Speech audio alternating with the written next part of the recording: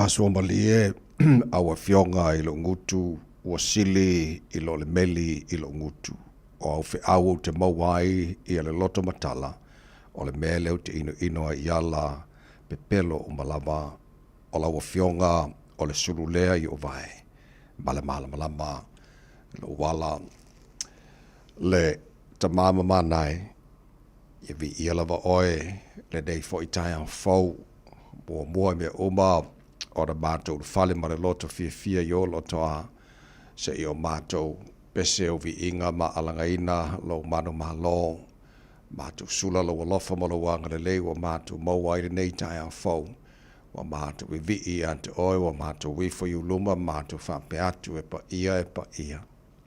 ia lava oe le atua au, le atua sili ese o le atua matautia, o le atua mamalu o le atua mamana, e ifo i ante oi o mea umalava na e whaia, e le ai lava mase e tusa ma oe lava o le alefa ma le o meka o le amatanga ma le ngata anga o le mua ma le muli o lo walofa ma lo wha maoni ma lo wanga le leilo mātu atua e tu mau lava e o le ngata anga o mea o malava o le tupu oe o tupu o le lii oe o lii o le atua lava oe o atua e soifua ma le wavau e o le wha wavau o le atua e mali e mana o me le leo malava o le atua oe la eilevi ingon ma malo o le atua e pulupulu le matango fie.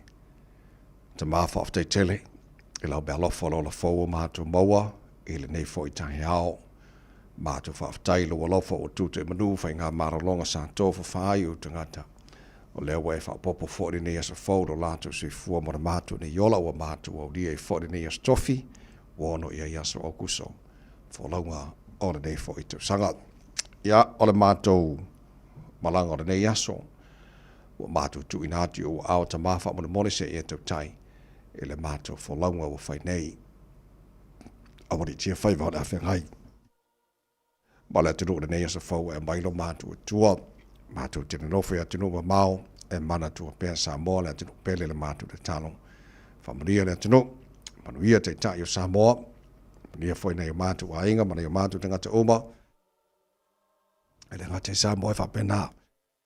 So se tafora nei vai ngor ke lope o lo alala papa au ai batu talo lo batu tua fa podia fo nei atu New Zealand lo batu no fo mama wai o le na fo te talo mo atu uma o le nei lalo langi mara tua matu talo nei tai au la tofia ai mo fi feinu e ni mena no fo ai le ngate New Zealand nei so se tafora nei ke lope batu pala auta ma fa mon mone se e fo ai tu so latu manao ma fa manatu o lava o le tu e malia i manao i mere lei o malava la tau o foina le soifua i ngaruenga wha missionaries o se tafara nei ke lope ma tu pala au ma tu tia maleo leo ine la tau so se atenu o lo ngaru nue wha missionary ai ma ngaruenga le lei wha pena fo le tala ino lo fina ngalo i alu lo upu ma le mana le nei aso e manu malo ina i nganga tele mo o e malo na i mātu whanau pe atu nātu la tau i au ongora nei aso lo mātu tua le paolo o ao leo ina wa malu ti aina ya mātou whanau. Au sa iri le poto e hala i ao. Onga whamoni e whaiva. Whia ngai wali mtamata e whaia onga. O ina na ya mātou whanau. Le talo maratu imalu mulipanga na ya mātou mātua tu asin sino sa moe maru maota malawana ni yaso lo mātou tama. Anga le leima ta itolu ina la tau le mawhana whana lo walofa. Whafoisia pelo la tau se fua laure le tino sidi lava e le hanganga.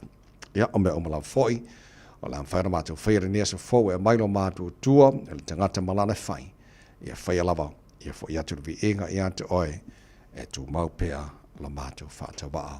Tamā, whaamaria mai le tau tua, ale Radio Samoa ni yaso ato o mātou wole, ma mātou pala au i nei mea o malau vai ala swa whamana malo i Jesu ke risalo mātou li mara mātou whaola. Amen.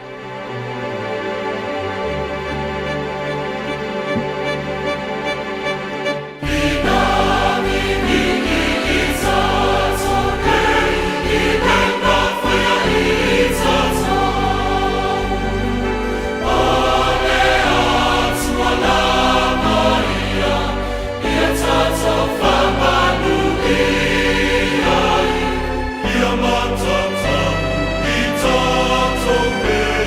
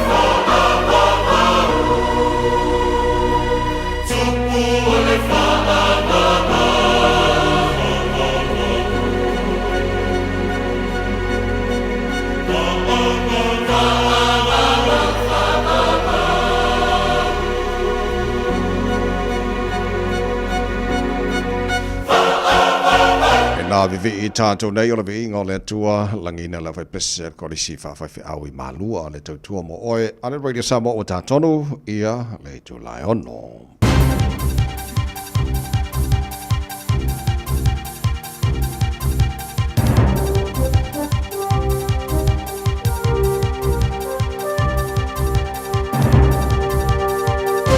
Good morning. In this update, freezing conditions and snow-soaked roads are increasing the risk of black ice this morning.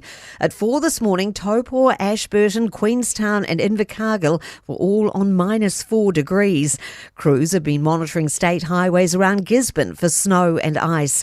Nicole Felt from the Transport Agency says motorists are urged to take extra care, especially in areas experiencing sub-zero temperatures.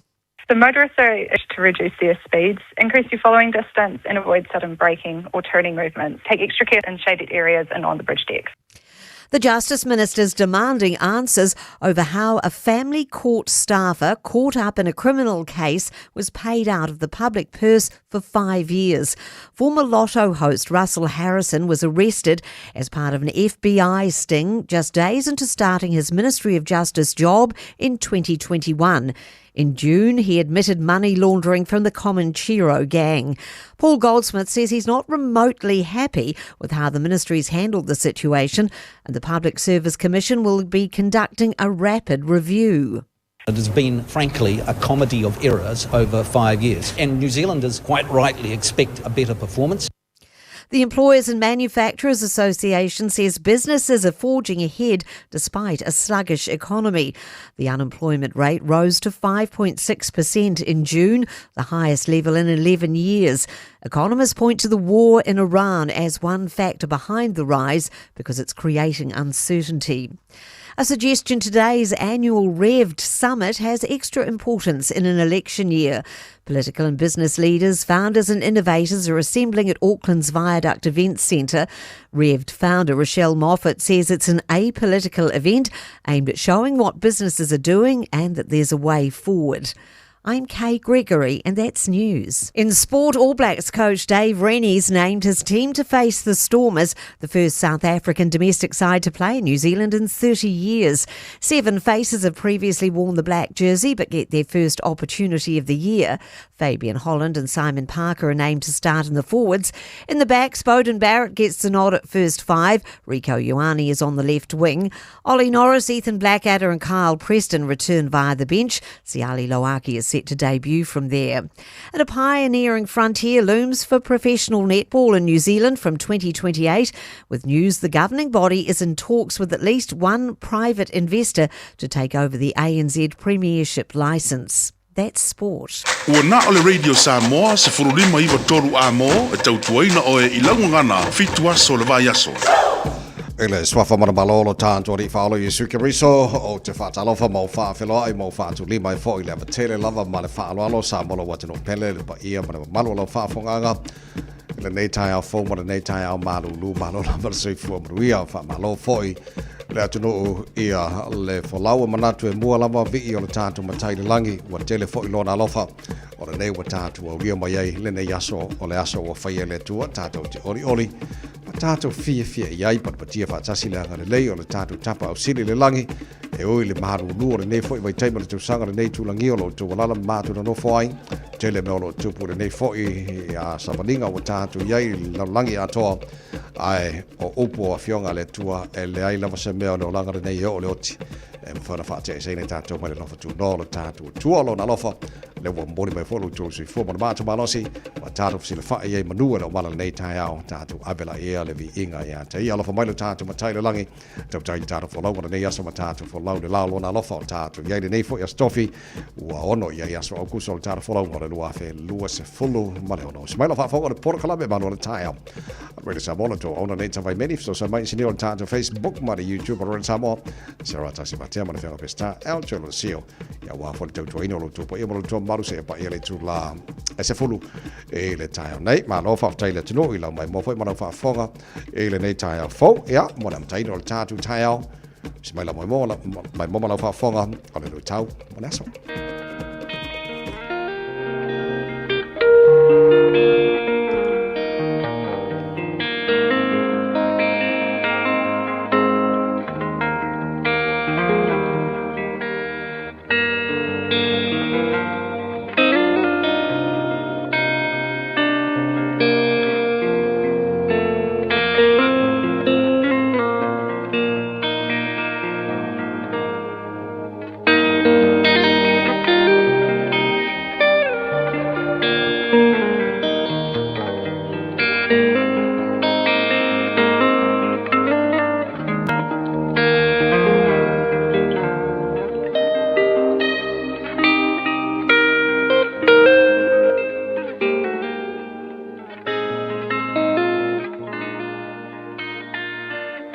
tatau mō le aso. Whaalongo ma whaatino a o a onga a Yesu. Hearing and doing Jesus' words. Mā taio o lona mata upo e fitu, o le foi upo e lua se fulu ma le wha. O le nei, ai se whaalongo ia u upu nei, ma whaia eia, o te whaatusaina o ia, i le tangata poto. Whaalongo ma whaatino a o a onga a Yesu. Hearing and doing Jesus' words. O se taua lunga mā neia telele nei. O le la unga lau i loa a Yesu i lunga o le maunga. E pei ona whaamauina ma au maia e mātaio. O le whaama mawhalawa ia a Yesu i lana la unga i lunga o le maunga. E whaata tautonu i le mālo o le atua. A o le tele o ana o onga o lo o momoli mai ai. E whaata tau i le itu a inga o langa mo o mia. E tatau o na ola ai le tangata whaatua tua. Ua i totonu o le mālo o le atua. A whaalongo ma whaatino a o onga a Yesu. Whai mai Yesu o oe o le tangata poto. Ua whaatu saina i Yesu le tangata poto. E pei o se fale ua fausia i lunga o le papa. O le papa o le atua. O le mea mautu. E le mā lue lue. Whai mai le tala a Yesu. Ua tō mai le timu. Ua sau foi tā whenga. Ua angi mai o matangi. Peitai. O le fale o le tangata poto. Le tangata e whaalongo ma whaatino a o onga Yesu. Ua le pa u lava. Aisea. Awa foi o lo o whaatuina ma whaavaeina i lunga o le atua. O le atua o le papa mautu o lo tātou o la tanga. Whaalongo ma whaatino a o onga Yesu. O oe o le tangata poto. E pei o le fale. Na fausia i lunga o le papa. Sau le timu. Sau tā whenga. Angi mai matangi te tele. E le ai ma se mea na whaina. O lea fale. Samo ai. So se whai ngā mā lo. E whaalongo ma whaatino a o onga Yesu. O se whai ngā mā lo. Ua poto lana whaautautanga. O se whai ngā mā lo. O lo whaavaea nā o onga. I lunga o le whina ngalo pa ia o le atua. O se atu nuu. O se e kālesia. O se nuu. O se ainga. A oina pesi mai matangi o le neiola. A oina sau tā whenga. A oina mamawhati munga. E le malue lue lea fale. A wā o loo tū i lunga o a awa lofa o lea tua. I le nei fo i aso. Ai a pe a se i whai ia oe matangata poto. Ai a pe a se i e whaatino tasi ia le fina ngalo pa ia o lea tua. Ua tātou whaalongo i le tele o le fina ngalo pa ia o lea tua i lo tātou wola. Le loto whaamangalo, le loto le lei, le loto alofa, le loto fesoasoani, le loto mama, le loto e anga le lei i so se tasi. O le o langa poto le nā. O le o langa le nā e mana o Yesu. Tātou te whaatino ina. I aso uma o lo tātou wang ola. I le tino, mawhauwhau, maleanganga. A o ina pesi mai matangi o le neiola. Tō mai le timu. Pe sau tā whenga. E te le mā lue lue lava. Aua, o loo whaavae lo wolanga. I lunga o a awa lofa o le atua. O le papa mautū lea. O lo tātou o la tanga. Whaalongo ia. Ma whaatino a o a onga Yesu. Ona e ola manuia lea. Tātou tatalu. Lea tuai. Whawhetai a o mātou whaatino ina lou alofa. Ma lou finangalo. O i mātou o tangata poto. E pei o le fale ua whaia i lunga o le papa. Anga lelei maia ia mātou whi au mga ruenga o le nei asu. E tonu ma lelei ai mea umma. Lo laf swafa Yesu, lo mātou walii ma lo mātou whaol. Ua mātou tatalo atua i nei. Amen.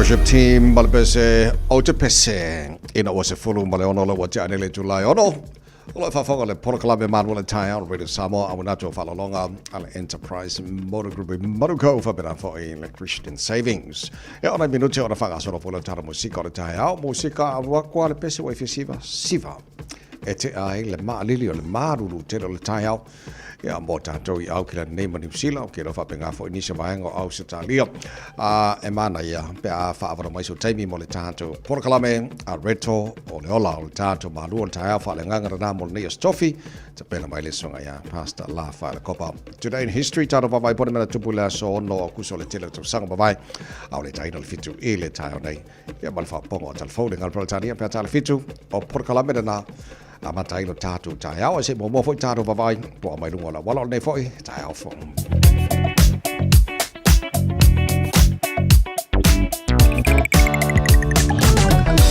Good morning Avita Vale malo le soifua e le nei foi tai au fo o le tai au maru tele mo tātou ia kilani ma New Zealand nei ai lunga la wala nei taimo le tai au se o vavai atu ku mewa ngai whenua pai mo tātou lo sifo lo te vavai atu mu mai le nei vanga le tai au le si vaenga leo no vavai nei atu el malava le los furu le fo te vavai atu le sama mai no winga ala PC ya la flow le opoloka vavai atu fai poloka la titi mai o le city bound o le state highway 1 pasi mai papakura ngai takanini pauna vaenga lo titi lotu tau PC mai nei vanga le tai o si vaenga o mala wala lo solonga lem saunga le mume oma in nei taimi o le tai au ya al fap natural tar club nei tai au fo after vale te pena leilo tai au mai ya saunga le mule anga I tutu ba faiva o le nei fo I tai au fo. Thank you for choosing ClickX. Hey, did you know that sending money home to family and friends if I'm the ClickX? By Australia, for New Zealand, to better for my no eyeing. Ubolu sa baki, manono apolima, isamo na. It's simple with 4 easy steps. Sign off here, ClickX. Sign up now or log on. Select some of my own millicent. Ainga will receive in no time. But don't forget safe and secure. Saunga lemu oila utautua. KLICKEX. Nanga fa atua tuaina. KLICKEX. Fa fainga fia so tanga maainga. KLICKEX.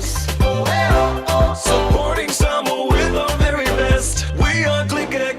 Talo for Samoa on Mr. Cowboy Lenny. Fa for fonga ma mai mo mai bear I le Radio Samoa. Yeehaw! Ngā mata talo tawara nei fo I tai au fo tama ki makauro au ki lani no whanga o whasala launga Radio Samoa o matua I maruru lava le tai au tololo I le maruru nei taimi o le tai au o winga wha mo wino le tau mo le nei o stofi susulu mantanga o file la le tele o vaenga o au ki lani o lau te vavai atu e ni se vaenga o na pua oa I le maruru tele o le tai au sifutasi o le maunga na le maruru wha mo wino mo au ki lani mo le nei foi aso fo tātou o ria tasi lona ma lalo le po ana nei tai au pe au lia o la fasono susuru matengo fia fo le la le tele vaenga o au kilani se futolu mo runga de maruru fa mo wina mo au kilani e le aso tai au vaenga yon tuatu la sto na e fasono na lang le nei fo le tau le tele vaenga o au kilani awa ni so taimi se futu lima mo runga de maruru fa mo wina mo au kilani le asto na e fasono atu le aso sa pa utimu e le tele vaenga au kilani se futu ono marunga de maruru fa sono atu le aso fua so dua ma so ludo vai aso pa utimu au te vavai atu e amata atu le aso sa ya wa asko ngai le futu lima aso sa futu ono aso fua so dua so ludo na vai aso futu fitu a pe ara fo ringa mai la titilo atu toia o nei matai au aso le pito sini maruru ya pe fua atu fai do mera ma to fo le mo lalo no mera ia o le maruru fo le nale e aso futasi dai as futolu tai au ia makakulos asko ngai futu lima ia mas futu ono mas futu fitu lai a makai aso fo a wo kwa ba fo ya o fa bo mongo o manau tu ina mai mai tau le ngato le so au tai au fo I maso lu mana ia tu mana vai aso fo ia pa war me o le audio ka ya a fa nga solo tar po klamel nei tai au wala ma fai fo tar po mai tu lango ele tau tero si vai ngonu sila pera po tau Samoa mani se vaenga o le kelope Faiste fo fuanga I ta pena ilo a inga mololonga. Talanoa I lo ai ngai le mea e whai pe asi I tia le vai au tafolo fale. Tu au meta ua se no fuanga saunga le mu, ma whao ngā se a fianga o lolonga o tuanai. E whai ma le sona o leona toe tu lai mai o ia fianga I lo ainga. Tanga I ane I le Auckland Flood Viewer a le Auckland Council I lunga o upenga te whailangi. O lo saunga le mu I taimi o lolonga mamafa. O lo o yo lava lima. Lua se fulmal tasi lo matiane le tulai ono Don Bosco. Lo surufanga o le pese talina fa fianga rena Samoa nei fo I tae au malu lule te rua ngai tuta mangaruenga o le tae au fa malu no se mai. Fa malu se mai o le fatu fitio neva yaso. O dia fe le yaso. Se le mo oe.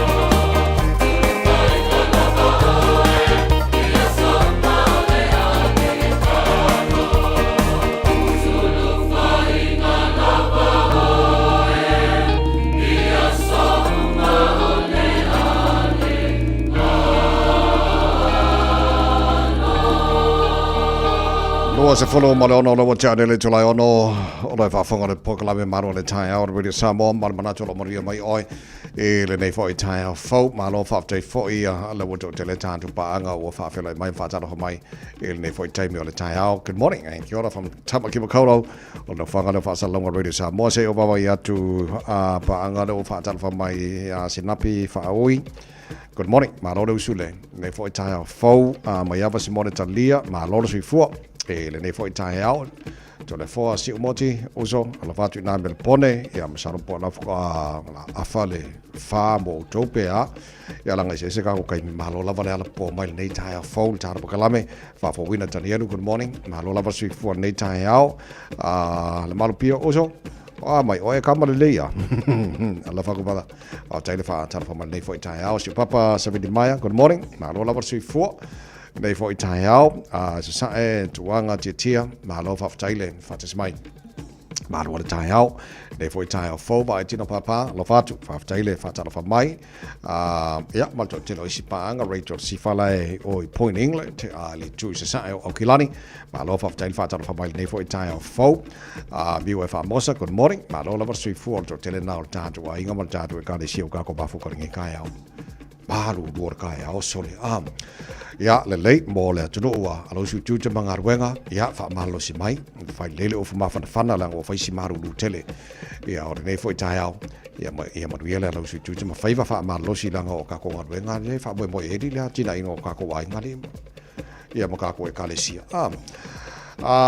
o ana po le na mata mai lava po le so lua ana po ma le fa mo e alwe mal po na nei o poia e matua i la sia i e le telo vaengo au kilani ma New Zealand atoa i ale meka o le malulu o lau titu latu mo le tua nei a tanto au kilani o te lola -2 le na iei le maulunga le malulu mo le tele o pitono au kilani no po e se maila nga i si vaenga o le North Island papena fo le South Island o te vātua le South Island e vaenga na o le -4 -10 ia le maulunga le malulu le poana po ia man fa mo o le ata fo le na anu i tai au ai mena nei ia tauna o atu le aso fai unga vai aso ia po le aso tonai ia wa matan tau fe lo mai le malulu pe afu atu le tau le sa fa tau ina tu nei ne le tai au o le ata atore na ele tulango el maruru tele ono ye tanto in New Zealand te no life for mai to telo tanto o Australia ma America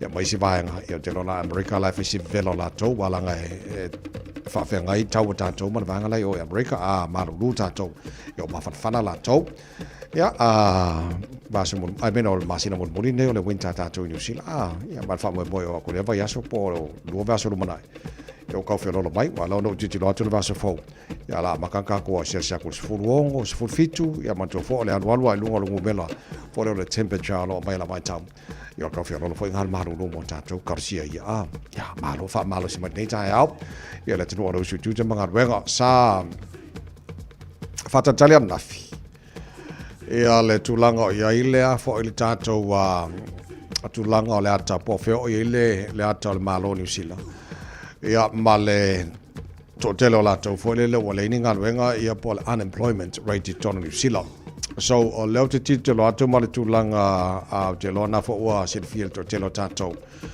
si tia le unemployment rate to New Zealand ele 5.6 per fu atu 5.4 ele 4 mo 4 no duor nei le wa ele fa mo bonga per mai la sala nafi le o mawai tele ba si tia lunga o le fa numero ia o tatou foi lea ua inga wenga tono New Zealand so whaafsenga ia pasene ia i le wawai atu i whamaumanga Stats New Zealand ua tatou savalia nei ia le tusa ma le pe afu atu i whainu Mariana mai se lau fitu suma le tasi yafe o le whaingal nao tangata New Zealand unemployed e tusa o si itia i lunga le fitu afe pe afu atu kuata mua ai se fultolu afe e si tia tuai ile pe amale sfutasi tausanga o vai ma fa mabonga o mai Stats New Zealand ole si tia mo lunga le porto ole New Zealand ile mo lunga o tangata le ninga wenga e fu atu ile sfumaltasi tausanga o vai so ole atale sa tatu fatu Italian nafi sa tātou wawai, wala tūlanga o iei po sau, nalo whai numero o tangata le ninga ruenga, e po aru lunga, ai, o le naua mai lea tātoa, se lau fitu sumal tasi afe, o la whainga atoa na o tangata New Zealand, le ninga ruenga pia na whamawina, so, o le ale tātoa o lo titiloanga iai, o lo te wawai atu whamai i le finance spokesperson Labour, Tamalangi,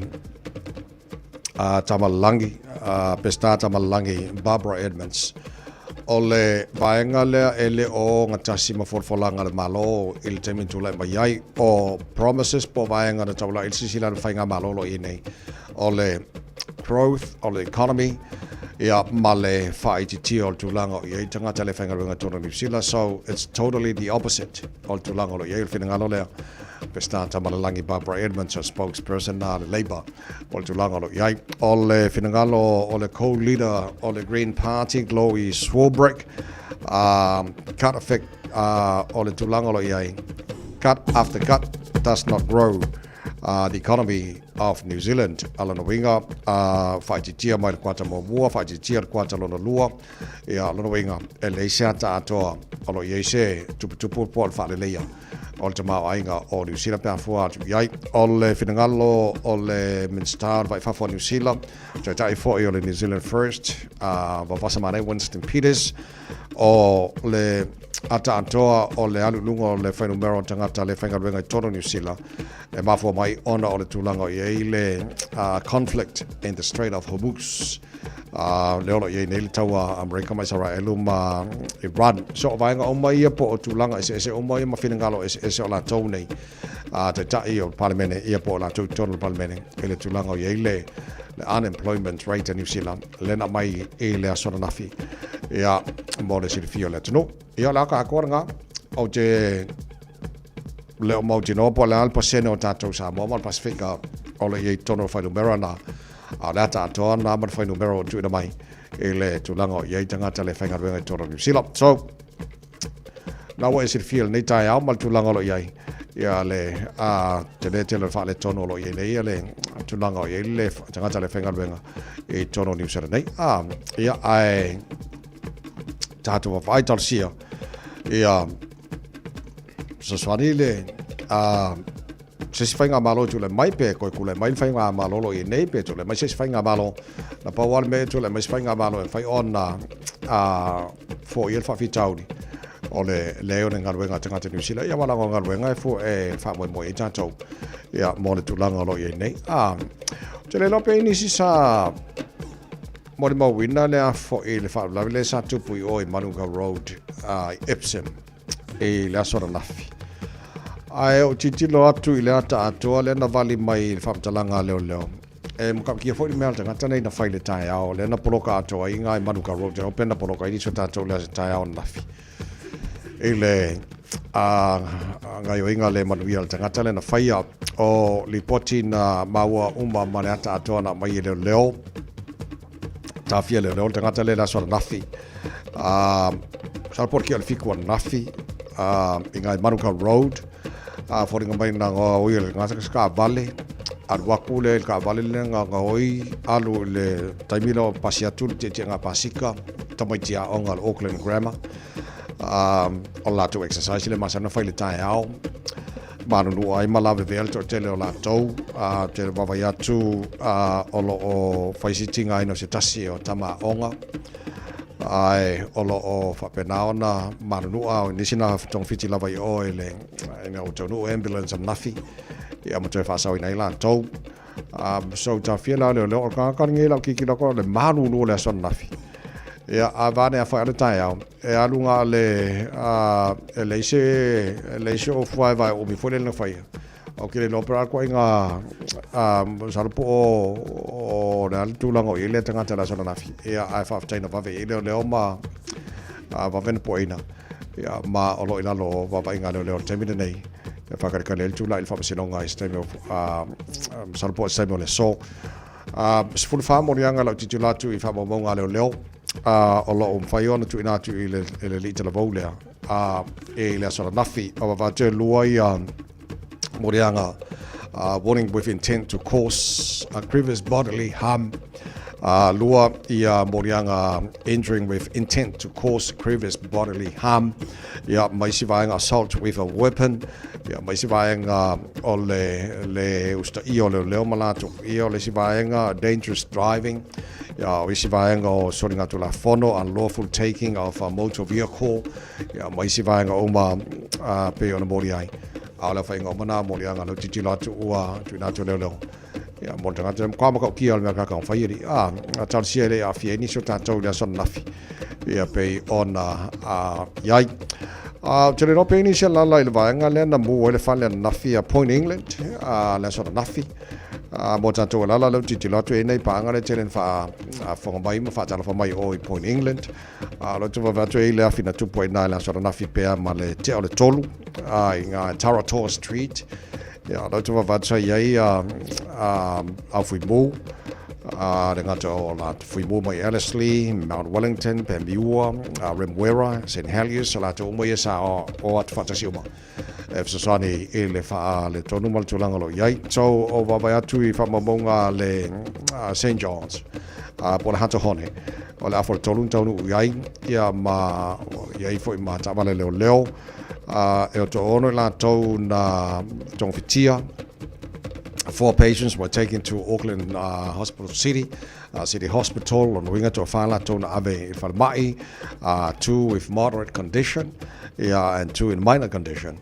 So nisina vaenga so fa mo fo ile afie ni so tato la to la I Point England to langa na pe ona fa dia mai ile nei fo tai au fo so o nei vaenga na de tai au mo le fa fo mai le tunu o ile to mo oi ale Radio Samoa ele ngai kai o mo kwai mai ngi kere maru so le o fere ka ko pese ringo fa ko ri ka mai di pese ri o le wo sa le wo mai pese nei fa fianga o tai au ina wo to los fo lo me do to talo le to la e fitu fa maro fa tai le tunu le fa tes mai tato sanga lu maru lu po na po ya malo a mai anga benga sa ko le mu jo chali ai nga pese le ba oi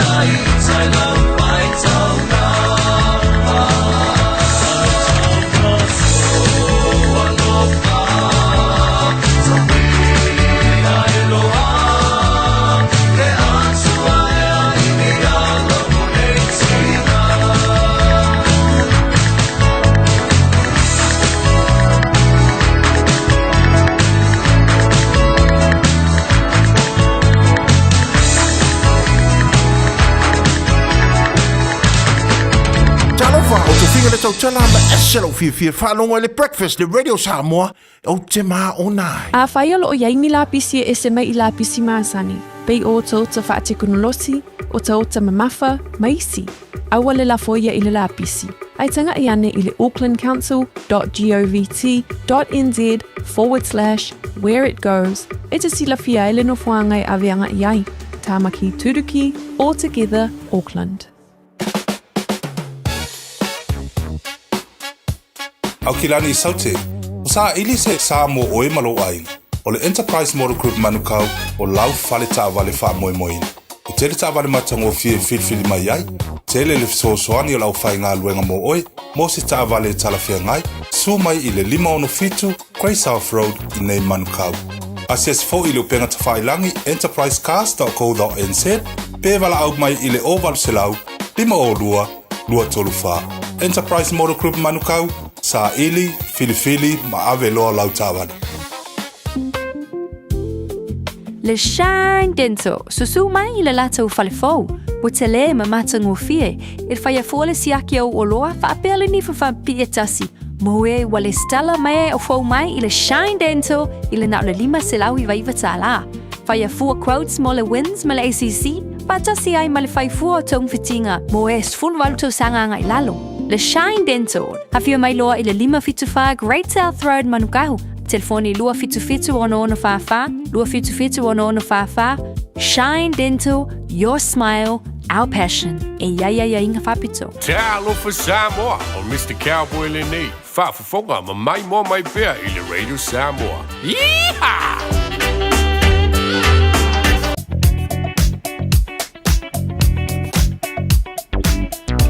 Saone mai alo tātou ni potile mai lunga ole awalon tu nā tu le tātou malu ole tāo whalenganga reto le olo nei fwoi tāo fau lunga ole awala tu maona mumbu mai le mao kumeo ngai whenua pai mo tātou lo sifo au ki lani tātou lo malanga mai North Shore and Northern Motorway City bound lo titulatua whaisipisi mai il pasi mai Forest Hill ngā I Wairau Valley I le nei taimi o le tae au lai mana il flow mai o le sifuru le so mai le tue Green Heights pasi mai whenua pai so mai West Gate is furono lai mana il flow nei taimi o le tae au fa saus furono le taulanga ki lani afe mai luose fulu southbound pasi mai le tano I Point Sevelia se lau pasene tātou pasi mai la wala papa o ne hanga afe mai la vale le luose fulu lai mpa sama mai lo ngā lai pisi lai flow le lei fa wau mai le luose fulu ma ngai flow le lei city bound o le State Highway 1 bawe atolo tu mau na faisi pisi pasi mai Drury ngai Papakura lai pisi na flow le lei se ia pa ia le tauranga o kilani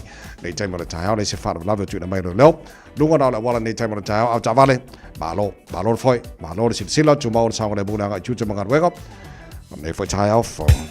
It's simple, it's quick. You're closer to families. Sending money's now made easier for loved ones in the Pacifica. New Zealand, Australia, to Samoa, Tonga, Fiji, to the Cook Islands, to Vanuatu. Connecting Pacific families. With ClickX, you're secure and safe. The lowest fees and amazing rates. Now helping home is affordable. ClickX with a K. Reliable. So sign up now with ClickX. Let us help you help home when they need it. We are for the Pacifica. We are ClickX. Ta lofa lava.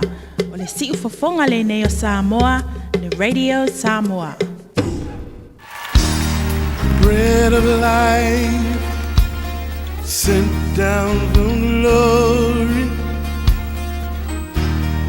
Many things you were on earth, a holy king, a carpenter. But you are the living word, say it now. Come on.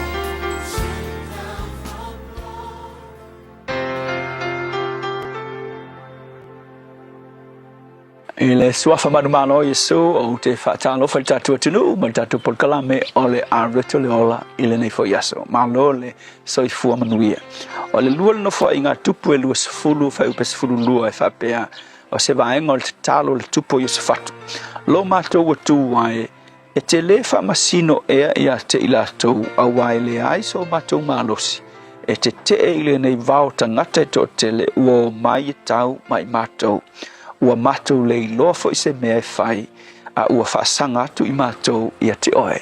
Mana ia le vaenga muli te talo whai mai. Ua mātou lei loa se mea a whai. Ua whaasanga atu I mātou ia te oe. O le upu mo le aso le nei e a mata le atua ina ua e lei loa se mea e whai. O le upu maasani whapea o le mea ngata ai lo malosi. E a mata manga ioi ai le atua. O le e o whatasi ma le upu foi le a Paulo I le lua konites fulua whai upu iwa. Ina ua hole Paulo I le atua e ave ese le maisa ia te ia ma le whawhita ulisa ia te ia. E whai mai whatolu na ole le tali mai le atua. Le lai maa foilanga upu whapea whai mai whetalai mai le atua ia te ia. Paulo o lo une ia lofa tu no ai lava lea e whesoasoani ia te oe. A wā o le vai e wha a toa inai lo umana o le vai o le tangata po le me ngata I le tangata e a koa I le mana o le tua. You know, le tala le sa whaitau ina nei te talo Iosefatu o le taimi na o mai ei tupu malo losi nei e lua tolu. Le malo Amoni ma le malo Moapi whai mai o tu whaatasi la tō matangata mai le maunga o Seira. Tangata ia e tupunga mai a Esau mai le maunga o e toma Ongi malo losi po superpowers o lea vai tau. Mai ua mai la ilato. O mai e pingi sa uta. Ua mai la tala ia Iosefatu. Whai mai Iosefatu. Ua fokua I mai malo e toru e kau mai tātou. E le mawhai aru kaku. Uloe Iosefatu. E le kakai o kukusa yuta. Ma malo kikele koruia ua mai. A sau mali tala whai mai. Ua lata o lele wai ile enokati. Ua lata mai lato. Ia wale ise vave ka pengai. Whai mai la tala. Ona tala maa nei alo tuspa ia. Whai mai ile respond o Iosefatu. Whai mai. Ona matau lea o Iosefatu. Ma ua wha malosi o ia. E sa ili ia Yehova. Whai. Ua matau. Ai le skanga makau fe me ai e mai. Ua matau. Ua sa ili ia Yehova. Langa mea mo fai. Ua na tala ile ana pongi le no uma. Mana I tele. Ona tatalo lea o Iosefatu. Lea na ia ile vaenga o lan tatalo whai mai. Lea tuai. Ua mai ngei malo ke kele. Kau mai matou. Whai mai lan tala. Ua matou le iloa. Po fea a matou whaasanga iai. Ua makou le iloa. Po fea matou te whaasanga iai. Ai whai mai. Ua makou whaasanga atu ia te oe. E uinga makou le iloa po le ale mea a whai. Kasi le mea makou ke iloa kaunga whai. O le whaasanga atu ia te oe. Le alal tali. Inga ua iloa Iosefatu. Le mea e whaasanga ia I le teimi e umailonga manosi ma umailonga iloa whai mai. Ona tali mai leo le tua. Ua tau le tua mo le malo sauka. Ele I kau sauka. Mai ngonga ala langa ma ili wha ili ma pepese au pepese sauta. Sau le tua ua wha confuse ia au tau nei e koru. Umai fonga. Ua koe kau alato. Feoki le ise singa sao. Aisea. Ua iloa ele tangata. Ona wha lango I le tua. I le kaime umai longa malosi. Mo oi fo I le asu le ngei. Kena whai anga e whai ele mena tasi. A whai ua umalo iloa. Umalo malosi se wha whita uli o whea ngai ma oel kaime ngei. Wa aile mena whai Iosefatu. Wha sanga I le tua. Mo lana whasoasoani. I le tua wha whitai. O se tasi ui, whawhita uli, mataua whale nganga o le nei taimi o le ma whaia ilo na malosi malona iloa. Ia mātou mana tua le mena e whaia ia Iosefatu.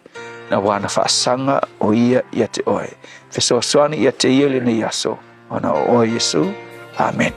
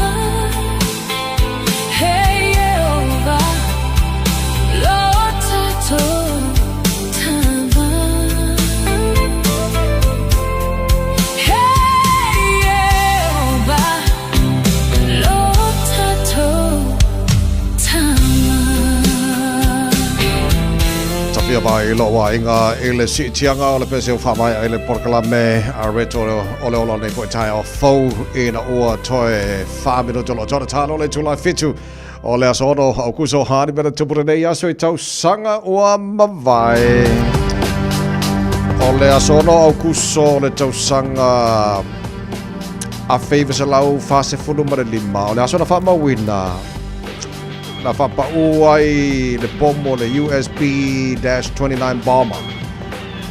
O le pomo lea, o le maanga i o le ngō le pomo lea, Little Boy, o le tamalai titi, pomo Amerika, e tono Hiroshima I Japani.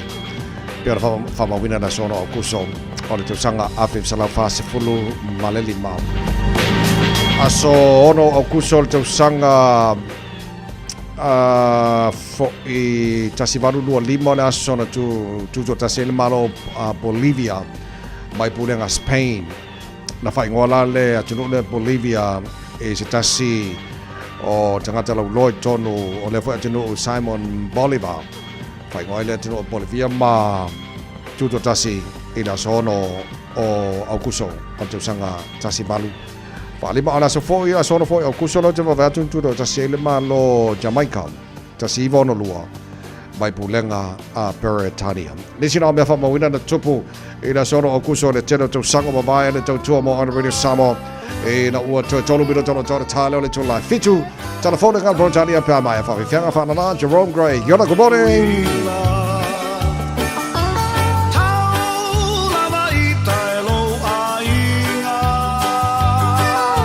Oile sona inga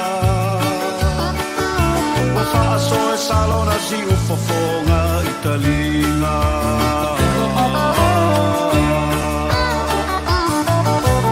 ai sa e no fo ma salo salo lelo whae si au laene ingalo le rosa e tuta si pango pango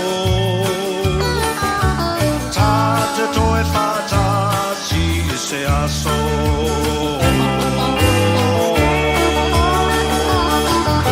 e fai fuori ole na ole nei e sole vassai una manu malelei malielo lo topeai ai se masei e fai fuori ole na ole nei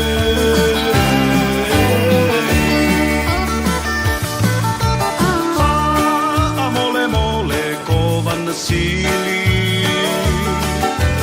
e ma fai ona tali ola ufesili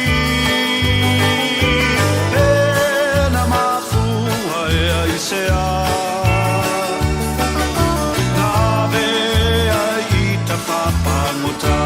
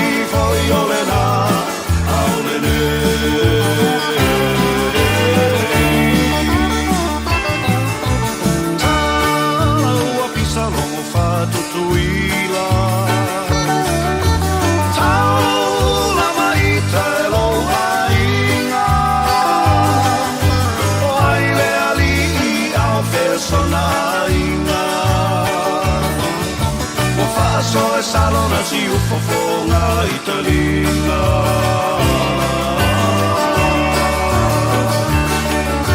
e fai fuori ole na ole nei sole vassai una manu malelei malielo lo topeai ai se masei e fai fuori ole na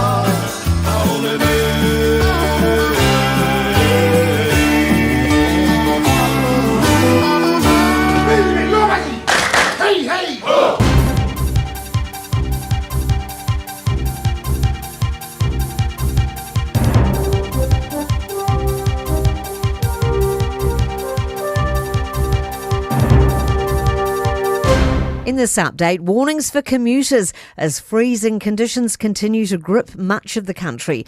New Zealanders from Northland to Southland are waking to frost this morning. The Transport Agency's Nicole Felt says it's crucial that people reduce speed, avoid sudden braking and increase following distances. Because the roads are damp following the snow, black ice is a particular risk at this time as it is transparent and difficult to spot. The Ministry of Justice is being put under the microscope after keeping a staffer caught up in an FBI sting on the public's payroll for 5 years. Former Lotto host Russell Harrison was arrested days after starting at the ministry in 2021 and later admitted money laundering for the Comanchero gang. The Public Service Commission's now leading a rapid review into what happened. Justice Minister Paul Goldsmith says it's shaken his confidence in the ministry. They paid somebody to do nothing for 5 years on the basis of a mistake, and then over the course of that 5 years handled it very badly, and that falls so far short of our expectation. Police are calling on the public to help them piece together yesterday's violent rampage in Auckland's Epsom. A man's expected in court today after he allegedly assaulted a woman, stole a vehicle and ploughed into a group of teenage cyclists on Manukau Road. Mental Health Minister Matt Ducey is promising real improvements with a 10-year strategy to address outcomes. His sights are set on eliminating the use of seclusion entirely after it was banned for those under 18 earlier this year. Claudia O'Neill reports. The new strategy outlines 50 actions to speed up access to support, deliver frontline staff and strengthen our crisis response. It also prioritises use of digital and telehealth platforms, including a new AI tool helping people navigate care options. Ducey says the plan integrates health, housing and employment services because these areas all impact recovery. I'm Kay Gregory and that's news. In sport, All Blacks coach Dave Rennie's named his team to face the Stormers. Kicking off the rugby tour of South Africa on Saturday, Patrick Tuivasa-Lausu is the captain. A pioneering frontier looms for netball in New Zealand from 2028, with news the governing body is in talks with at least one private investor to take over the ANZ Premiership licence. And delicate contract negotiations loom, with a number viewing to fill the future Warriors number 9 jersey. Coach Andrew Webster hopes they can keep hookers Wade Egan and Sam Healy, who are off contract at the end of the 2027 season. Both can currently test the free agent market from the 1st of November. That's sport. Ua na ole Radio Samoa se furulima iwa toru a mo e tautuaina o e ilaungangana fitu aso le vai aso.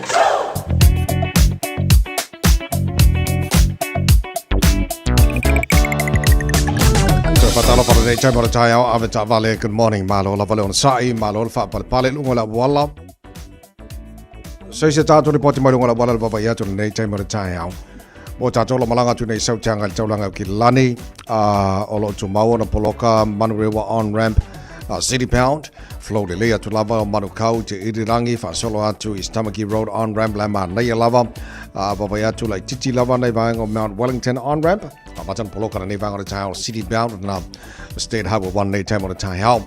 Tatolo malanga mai sifo maria le malanga mai Green Heights le sio so mai le tu North Shore pasi mai fenua pai fa so mai Hobsonville Sfulvalu na maria link mai Sfulvalu nga Sfulono Westgate maria flow de lava na le Lincoln Road on ramp lava City Bound Sfulono lo tu va tu le mobile nei time o tau la flow de lava so after mai le tunnel highway lo se follow southbound nei time o tau ma flow de lei pasi mai fa solo mai Mount Ruskell on e hanga pasi mai la wala la papa a fele mala ba le lo se fulu la tu va tu la sama sama mai lo winga la e PCL flow fa wa mai ma nei flow mai ole southbound lo se fulu ma pena fo le westbound lo se fulu nei time o tau Tol malanga mai North Shore manaya na flow de lava malanga mai North Shore la PC pasi mai Forest Hill fa solo mai Silverdale Wairau Valley Takapuna North Coast la PC la flow de lea nei time le tau le se fa lave le pito mai lo ma lo foi lo fa na tu mai ele waka ko tahi fa si maru lu te le tau ya in case te ma se foi la wala ni so vai ngo tato ya tu langana lo ye lu wala wala nei time le tau after bale tu ba sa ngale mulanga tu te manga wenga ole le foi tau fa tai fa la longa click x so I will try le poti lu wala Radio Samoa. Thank you for choosing ClickX. Hey, did you know that sending money home to family and friends if I'm the ClickX? By Australia, for New Zealand, to better for my no I. Upolo sa baki manono apolima isamo na. It's simple with 4 easy steps. Sign off here, ClickX. Sign up now or log on. Select Samoa ma'o milisend. Ainga will receive in no time. But don't forget safe and secure. Saungalemu oila utautua. KLICKEX.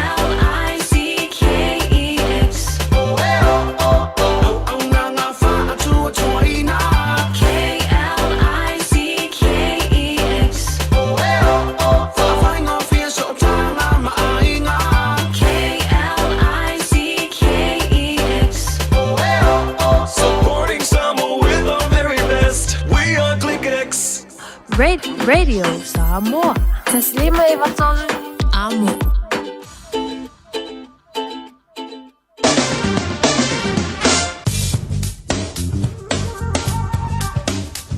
taina te rola mai mama la whafonga nei teimi o le tai ao. Le mai ngala tamai le nei le tala o le tau. Tātu a matamai Samoa nei teimi o le tai ao. Wawa atu lua se fulu ma le tasi o le ile maa whana le e Samoa. E ua te ala walu Samoa nei teimi o le tai ao. Wawa atu le mana mai langi le ma o le tau Samoa. Le vanga o le tai ao fo. Winga o le tau Samoa le so. E whasolo na awa o alangi le leini so teimi. E fui vanga o Samoa e pa ua timu. O le ni aso le mana ia mai le o vela tere dosu fitu. Degrees Celsius mo runga le vela le Samoa le so.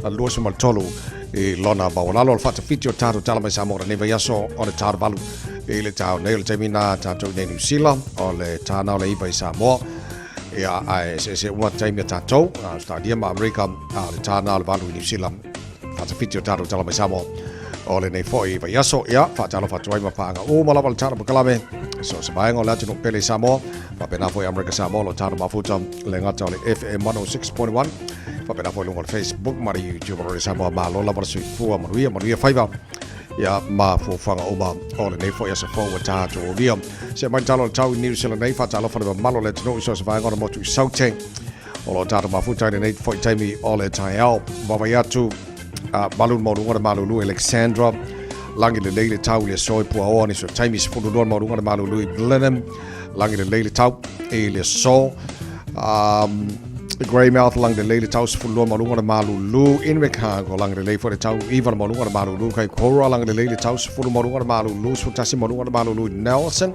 lang de leile tau le so Ivan malunga de malulu Omaru lang de leile tau Puao ni so taimi balu malunga de malulu Queenstown lang de leile tau de yaso lang de leile Timoru sefulu malunga de malulu lang de leile for Wanaka balu malunga de malulu le so sefulu malunga de malulu Westport lang de leile tau ele nei Stoffi ma solo lang de lei for de tau puo ni so time in Dunedin even mo lu ma lu ma ai kara stretching ma lo so for Maria nei tai au lang de lei tau mo to puo ia ni so time ma se lava ni tuatu o Banks Peninsula se fulu mo lu ma lu for ma wina mo kala stretching so Taro babaile talo le tau le motu i mātu le pi tala vadunga le motu i mātu i Kaitaia i le wawa iatu se furu tolu le madunga le malulu i Kaitaia langi le leile tau nei fo yaso la mua Wellington malo le se fo manuia le nei tai au fau fatalo fatu o la fasolo langi le leile tau mo tātou le sos futasi madunga le malulu fo mawina mo Wellington le sos futolu madunga le malulu i whangarei langi le leile tau sfutolu marunga le malului Wanganui langi le leile tau sfutolu marunga le malului Tauranga langi le leile for le tau le so langi le leile tau Taupo iwa marunga le malulu langi le leile tau Maranui sfutolu marunga le malulu Rotorua langi le leile tau sfutasi marunga le malulu le so langi le leile tau Palmerston North sfutasi marunga le malulu sfutolu marunga le malului ni Plymouth langi le leile tau e le so sfutolu marunga le malului Napier fasoro for langi le leile tau awa ni so taimi langi le leile tau Masterton sfutasi marunga le malulu langi le leile Vin sfutasi marunga le malulu le so sfutasi marunga le malulu Hastings fasoro langi le leile tau awa ni so taimi o le so sfutasi marunga le malulu Gisborne pa utimu langi le leile fo i le so sfutasi marunga le malulu kiri doa Hamilton langi le leile tau mo tau fatala fatu e le nei fo i tai off fo pa batu le tele o le motu matu ma le lot motu i saute ma tele langi le leile tau le so ya pa wale o le malulu tele ia pe ona fa mawina la wai tau mo nei fo yaso tama ki makau rawa o kilani no fanga fasalanga radio Samoa ola lua i le malulu nei tai mo le tai au alo kau malama mai fa pe wa kau su mai fo nge vai kai no kau venga malama mai ri fa ki ar fiko alo ki lo ku lo wa makan kau malama mai fa la so ka re baru ni ola e pongsa ia al tu langa na ia e tu mawinga langi le leo le tau le nei aso spotasi marunga na malulu fa mawina mo au kilani ele nei aso raile tai au pe aso askofi ia la aso aso fa le fa aso kofi tai au pe au dia ola for raile na langi le le tau spotolo marunga na malulu fa mawina mo au kilani le aso tai au le painga on tuatu la stona e langi le for le tau awa ni so time is for limba spotasi la nei spotolo tai au spotimo la skongai Ola skongai kau fe lo mai am ia malenga so sa langi apa utimu spuruono ia le maurunga le malulu e fa so trole so fua so lua so lulu e o ka ko audies fufiku ia pa wale o pa o kimu o fa mamonga na tu ina mai la mai tau ele nei foi taimi ole tai ao a e fia i lope ono lo fia lo fale i lo lunga si akilo fanua i le Auckland Flood Viewer a le Auckland Council I lunga o upenga tawhailangi, si akilo to atu si pele ono a fiango fielo mau tailolonga. Talanoa ilo aingai me whai pe ama mawhati munga, wha mama tewo tu ama ota, tātou tele pōlea le tau. Ai mawhai o na tātou sa uni mo fisuia ingo winga le tau. O lau saonga le mu I taimi o lolonga mamafa, o loo yo lava lima. Sfulma luola o jale tulai fitu malo fa taile tino ila mai mo malo fa fonga nei foi taimi o le tai au mana mana tolo manu mai o le nei tai au maruru tele le tau mo tātou ia kilani manu sele nei ia ai on site o le o tātou ia le masina po nei vai aso te toi foi o le winter mo tātou nei New Zealand. Ia o skadia lai ke lenga ma ia kau Brisbane lai ke lenga vela mai la tau ia pe anga Melbourne ma le la mo Canberra ia mai se vai anga la be ai Adelaide mai se vai anga la kau maru kusakako ia pe ia o Sydney ma Brisbane nga fai kau fio lo mai la ko temperature foi le mafang fanga ba le vela le mo la tau ma lo se fo mo ia America lai enjoy la ko sa ma nge kai ia fai alo ko fie nga ye vela ko kau e voi ko ki ma ko winter ia se ku ya ko alo fa te tele tadi mai to tu tono la ma tono ta vale tono fa fainga wenga ya malu al ta Facebook mari YouTube or sa mo ba na fa ta sidi mai tono amo ya kila nei male FM 106.1 sa mo alo la versi fo mo ya fa tai le fa ta smile ta ba klame e le ne foi tai mi ole ta ya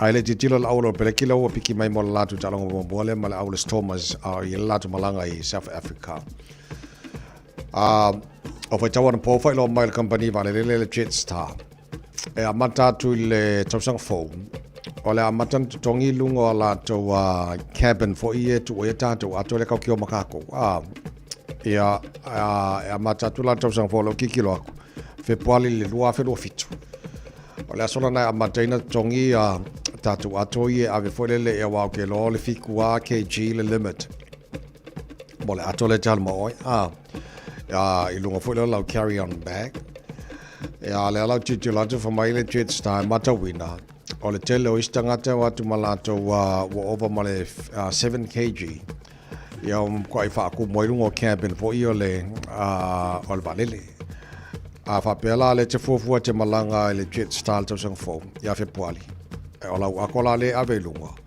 ale la fa mo tu lunga le cabin fo ile po lunga fa kai lunga le e te tongi la ato na e la wa ya tu ye foringa mai o le tautau mo fiele lu sfutoru ta la ai la kwala mala wa ko foi le wala mpenga ku I lalo le floor le mela e lo no fo e paula na le ato le fatanga tu mo 7 kg le na le ave o le vangana no ma wana po e le tulango ia le fa lo mai ele chief executive ole Jetstar ia Stephanie Tully so fe parla to sang fo ke le lobo mga boksau flight mo fe mala ingale Jetstar mo New Zealand Australia ia le fa lo mai ele ma wel tar pokalam ia kulanga nga ia so ai ala mala ako le fu ila lo nga pa wanga lo ia me se ka mai carry on bag le avele a cose 7 kg ngai se kila oi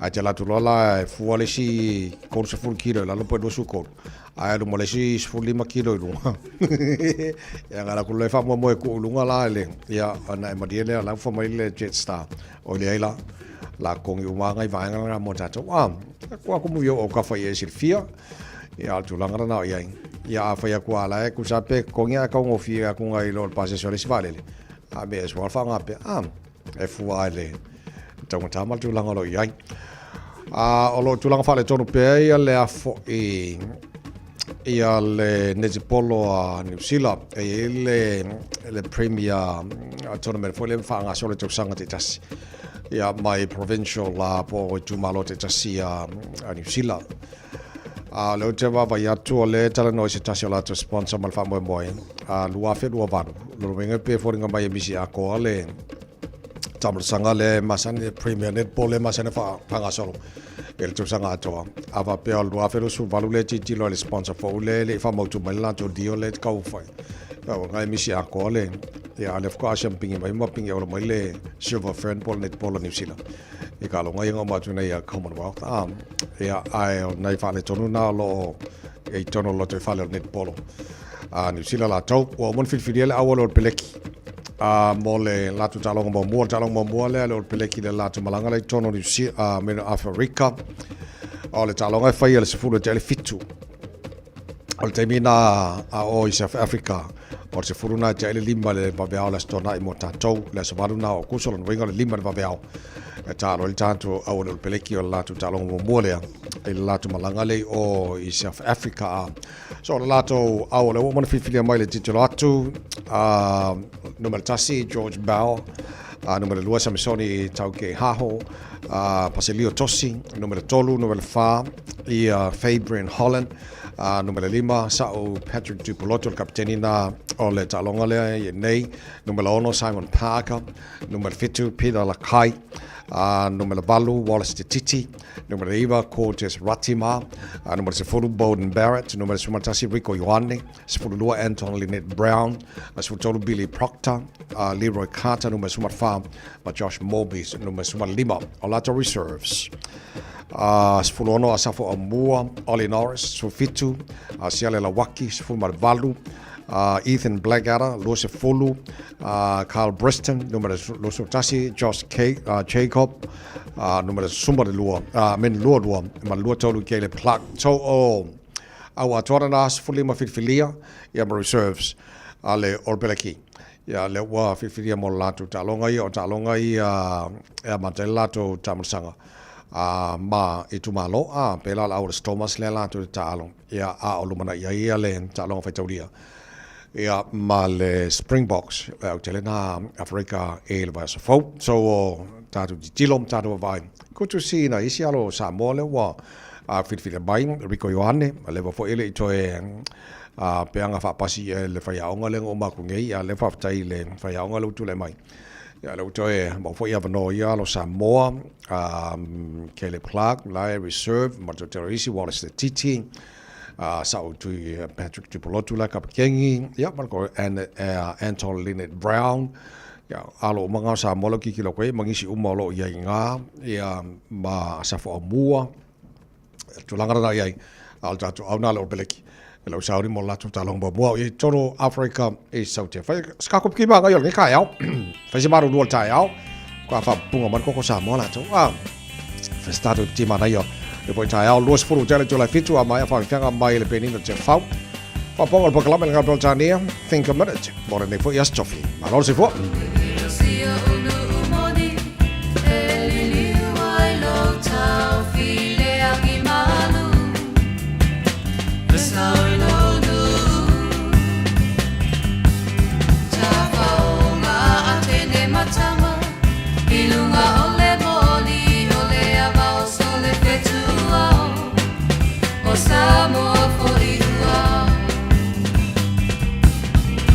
Le masina e baba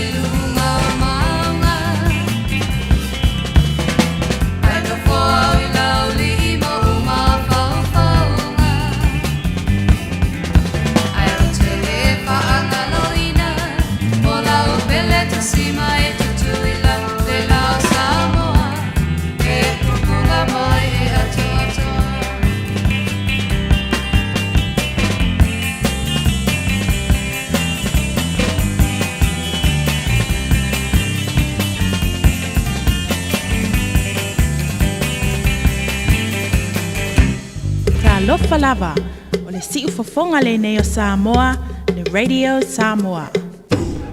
Just think a minute. It could change everything.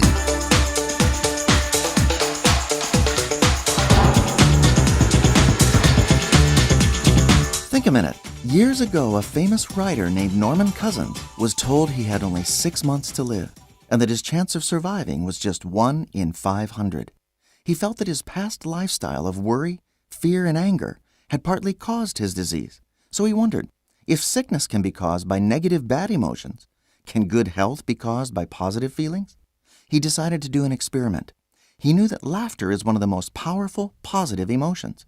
So he started watching all kinds of funny movies and TV programs. He read funny stories and asked his friends to tell him all the jokes and funny stories they knew. Norman Cousins was in so much pain at night that he couldn't sleep. But after laughing for just 5 minutes, he was able to sleep for hours. You know that Norman fully recovered from his illness and lived another 20 years, happy and healthy. You see, some diseases are contagious, but none is as contagious as the cure of laughter. Many other studies have shown that laughter greatly helps people sick with cancer. Apparently, laughter activates natural chemicals in our bodies that improve our physical condition, as well as our mental and emotional happiness. Laughter relieves the stress and strain of your life. It loosens your tight nerves and restores your strength to go on and handle your daily duties and responsibilities.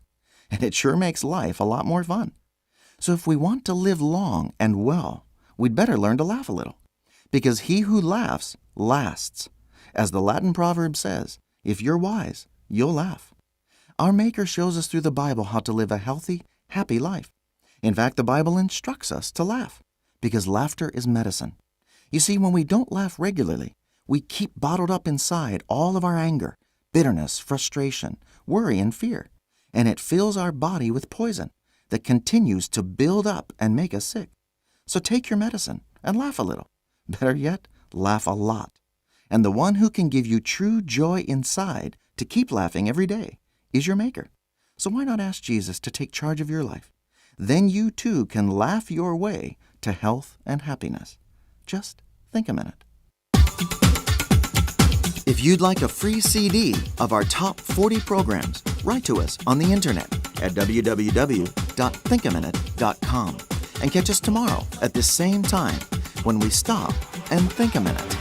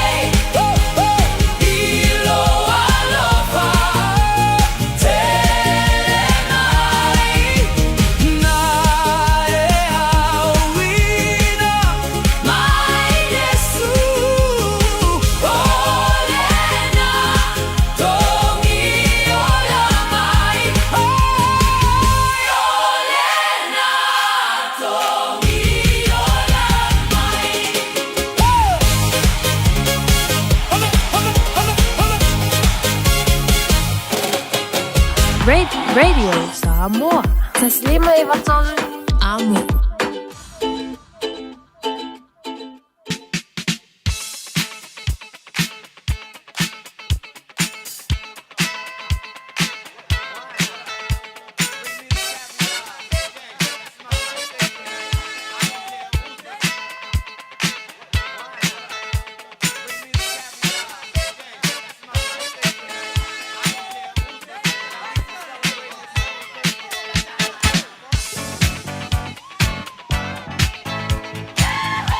Afatonu le July fitu o family ngos fana wala stoffi de le so no kuso matala telefoni pe ama fai ona fanga ine mo boli se family ngos se tasi famana tono nas fana le so tolu fitu tasilima eva tolu lo mo fo le no ngol tanto emaili on air radiosamoa.co.nz fa tai mo la to yo te va tu lo fanga ina tanto Facebook mali YouTube radio Samoa awala u marana fa no mai no family ngos nei fo itai of folk ye family ngoi titi lo chu lungo ta to Facebook na nei tai ao o le family ngoi nei la se fua o sia to tonga tui vai yonge Samuelu my handsome husband ia o le lofa na o le tua mo oi wa ala mai e tala no mai yo kana wa a sa le lofa anga mai la fa na Australia ia New Zealand mai sa beautiful wife alofa mai lau card mai mai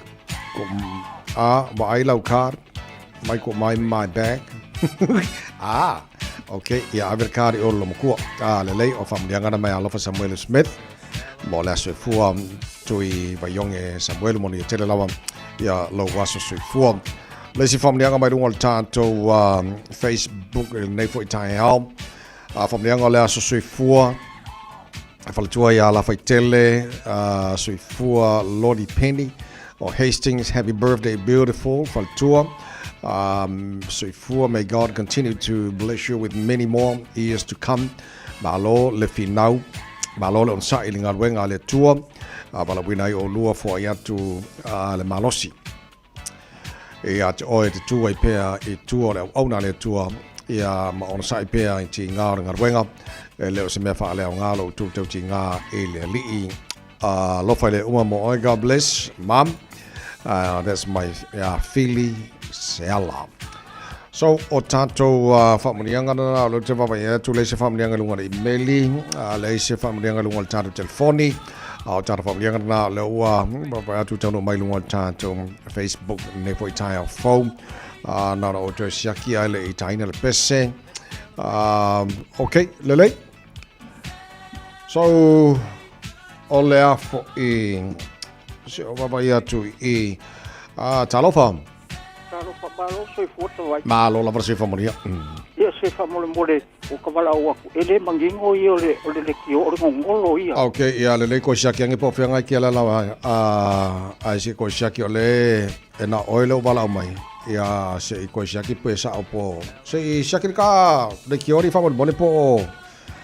okay mai ia langa le ini sina tu de male na ba o tarfom nyanga na nei tai ao le fair o le pese o le pese nei family toilet pule ngama na fenga renga ale radio Samoa male taro po kalame maru le tai ao le to family to was fara so very happy birthday to you all papa pole ko ni stata stela mo office paki se le mo nei tai ao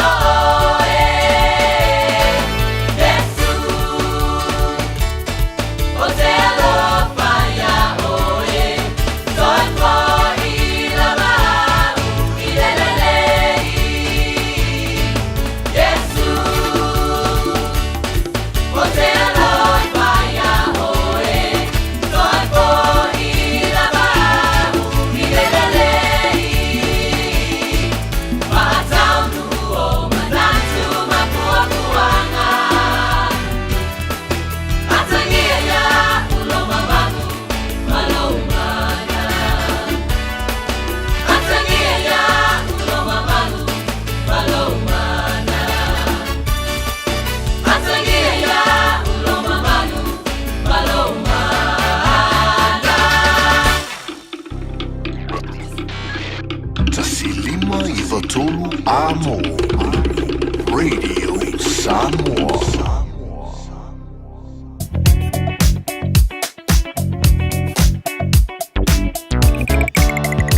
Malolo on sai apta vale nei tai mo tai o le se fa la o tu na mai leo e ne va ngai o tu va tu amata na poloka mo tanto lo anga I tu te manga ruenga nei foi tai o fo e malanga tu nei sautianga I taulanga o kilani City Bound or State Highway 1 la PCA la flow le abatu I Manukau to Iridangi fa pena fo I Istamaki Road on ramp Mount Wellington on ramp fa solanga Ellerslie Penrose on ramp City Bound poloka nei va ngora tai au e malanga mai Sisifo State Highway Fulono la mana ila bal flow mai nga Lincoln Road on ramp City Bound left is poloka mane nei vanga tai flow the lay after to poloka lava around Western Springs in the nighttime of the tai afi mai lo se furu la mana ia pasi mai tano Mount Roscoe on a hang up flow the lay traffic afi mai lava lele lo se furu up la pisia left flow fa wa mai lo se fulu around Lambie Drive Rainbow's End southbound la face poloka nei vanga tai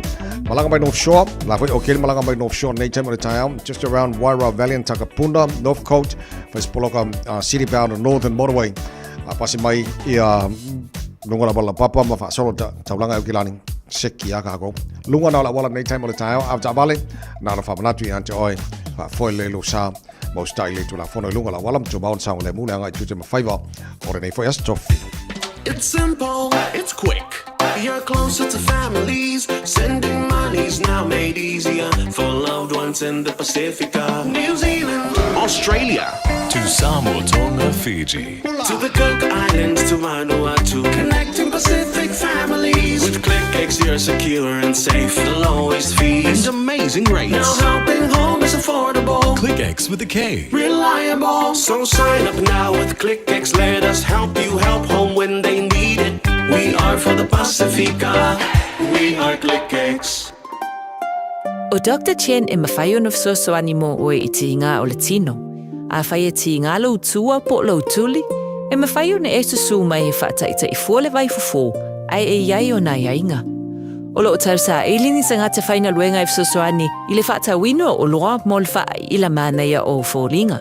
Vili maile official Dr. Chen I le lua fitu ono tolu fitu fitu. Lua fitu ono tolu fitu fitu. Mo si whaatal noanga.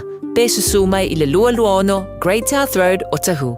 Dr. Chen, le fō mai o vai whaalena tour. O e sauni malanga I Samoa. Maratua lolo mana ringso solo o maua I so sei tu ai ngā taavale e talawhea ngai mau mana onga. E mawhaiura piki la taavale mai le malaiwa le whale o lopo o whangalii. Whaapelo tātou o fisa au tui ala fua. Pe momoli atu fo I le whalitali malo o loo e whaamautu ai. Ai ngā whaamitoa. O lo ia tātou insurance cover e te fili mai ai. E nani tupu se whaalewalawe ai o loo iai le whaamama avenga. Maratua lo iai le tātou account I New Zealand. Pe lafo sa fo I le moana rentals e whaonga ai le Pacific Easy. E whaonga ai lau credit card e whaatino ai le tongi na o lo sa. Mori si whaamtalanga wala au le Pacific Easy I le ovalu se lau. O tasi ono po onu mera masani au kilani. O le lua fitu ono fitu iwa fitu wha. Po o le lua fitu ono fitu iwa valu wha. Talo sanga e transfer o I le moana. Pe asi siane le tātou Facebook o le Moana Rentals. Po le penga te wha ilangi o le moanarentals.com. Moana Rentals o laupa anga e taitoloina oe. Au e malanga siasi I Samoa. O e tau sa ili sino fuanga le leima saonga le mu a wale tau singa ma le au tau wina o lautama. Ua mawawa noa I la esi a le Our Kids Early Learning Centers I Aukilani Saute. O le Our Kids e whaavai anga nu o le Pasifika o se si o manga e sefe mo le whanau. O lo lātou sa ilia fo ini whai aonga Pasifika mo lātou whale aonga I Aukilani I Saute ma Wellington. Mo le lesi talaina o lautama, po si talusanga I senga luenga. Pafso tai, Our Kids, I le ovalu se lau, lua ono lima, whātoru fitu. Ovalu se lau, lua ono lima, whātoru fitu. So, se fulu mala valu mido jolo jore tale ole tu la e valu, whātalo whasunga whātaloa pili tati, neri e le whawhong mai o Las Vegas, whawale le fua semi uso, e marurua coaching, so whapea o ngai kaufelo loko ria, e so ia kako o marurua ia whapenga mo nei tae au Matalo farsunga ya solo, for my lamanging or lealanga de kio, Masalasco, Ingalang with my Yefolanga de kio. Vai pele o fialo se monga monga ikong. Kia ora, good morning. Beautiful Savai, my beautiful Savai. Ole motu, e tu tasi, peyo se arasi. Beautiful Savai, beautiful Savai, my beautiful Savai.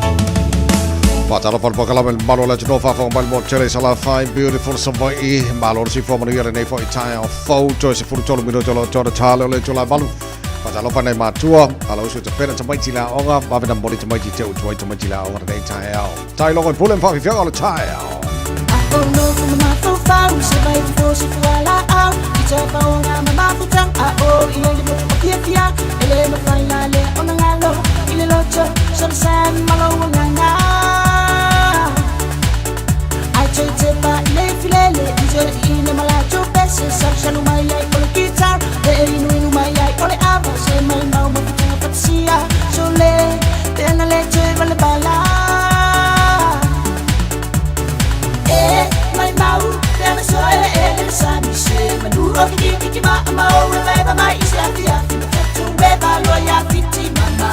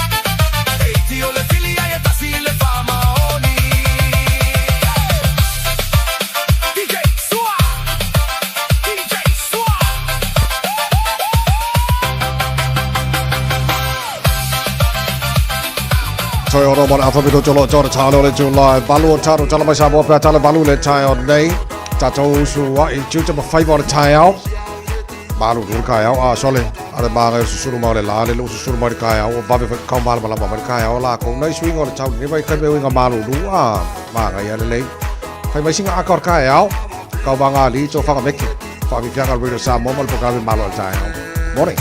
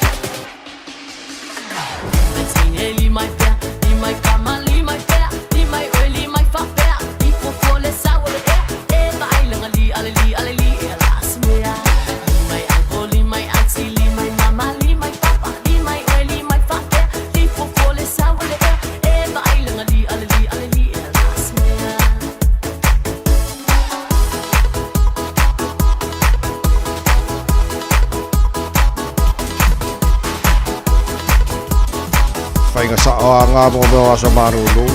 A marulu mai ai I ai jolo minu jolo talo le jola balu sa mai mo taro tala fau. Tu sa mai sa mo ne foi tayo. Pe mai ka fa mara stilo tayo. Pun le ka yang ka ngai fa ko sumbol tayo. Aru ye mara ko ke al mari dia tayo fo. Good morning. Even fa ali awa ul pone wa anak sa fo I.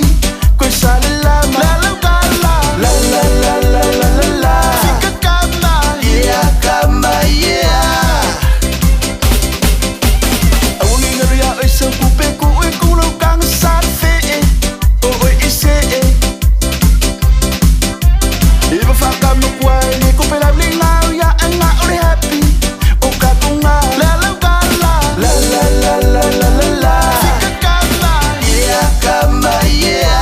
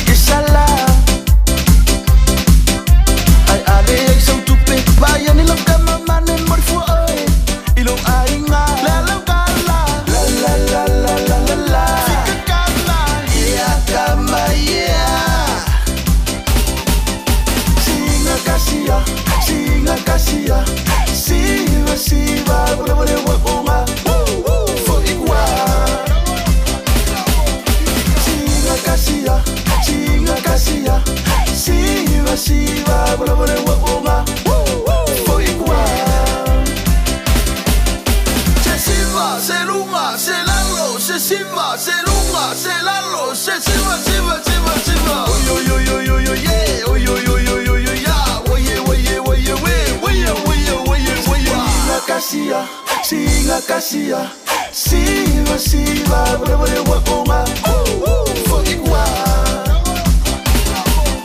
Singa kasia, siva siva, whatever wa onga, foiwa.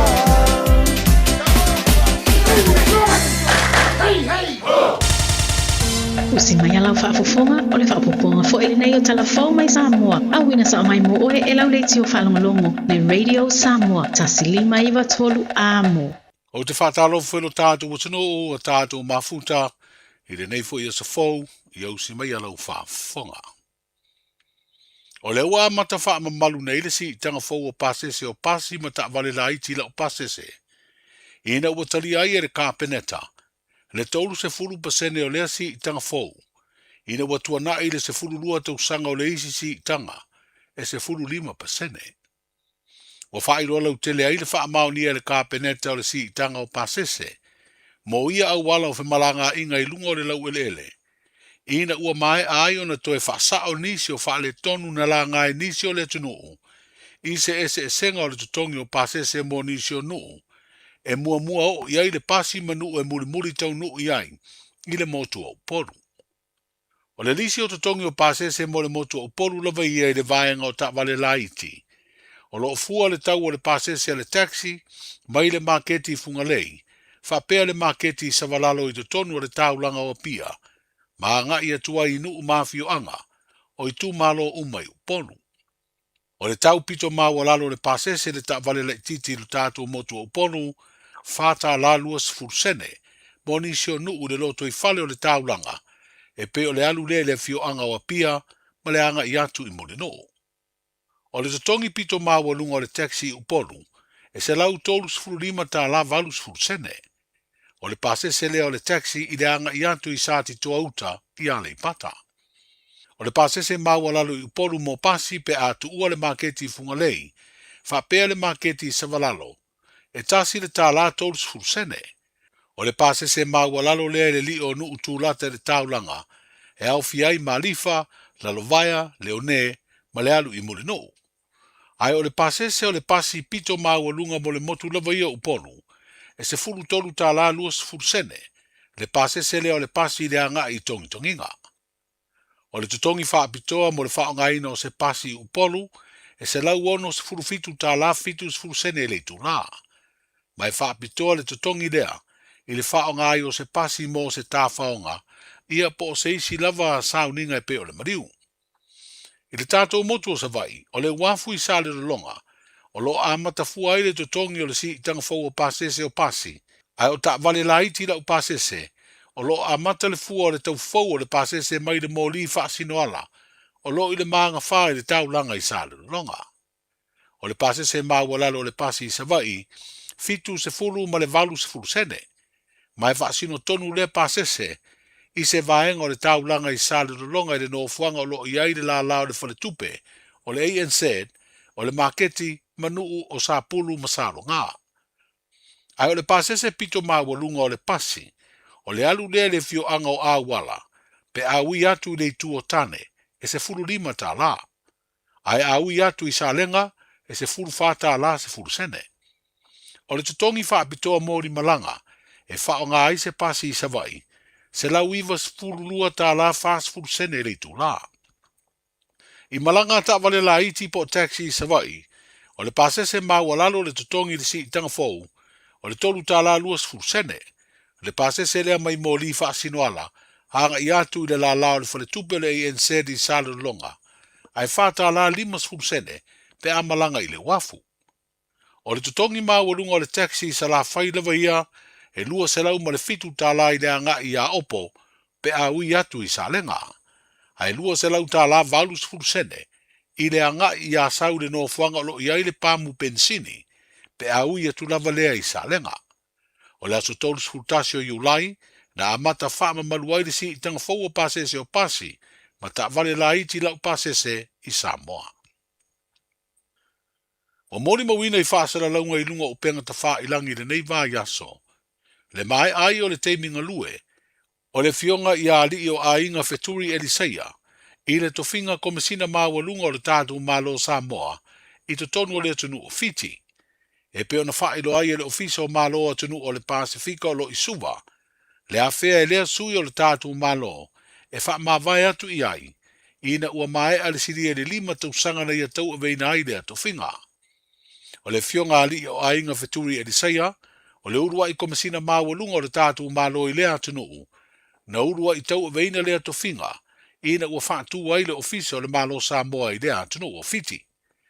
Ua whaelo ai e le whaurulunga o le ofisa tūtonu o malo o le Pasifika, ia Baron Divavesi Waka, le whaafetai lea I le sui o le tātou malo, I lona sao tāua, sa ngā lulu e so tau au ai ma lea ofisa o malo o le Pasifika. E le ngata ina sa wha mawai atu le sui o le malo Samoa, I lea au nanga, ae na ia wha mawai atu fo I le Pelestene o Fiji, o lo o whaao I ai lea malo tua oi.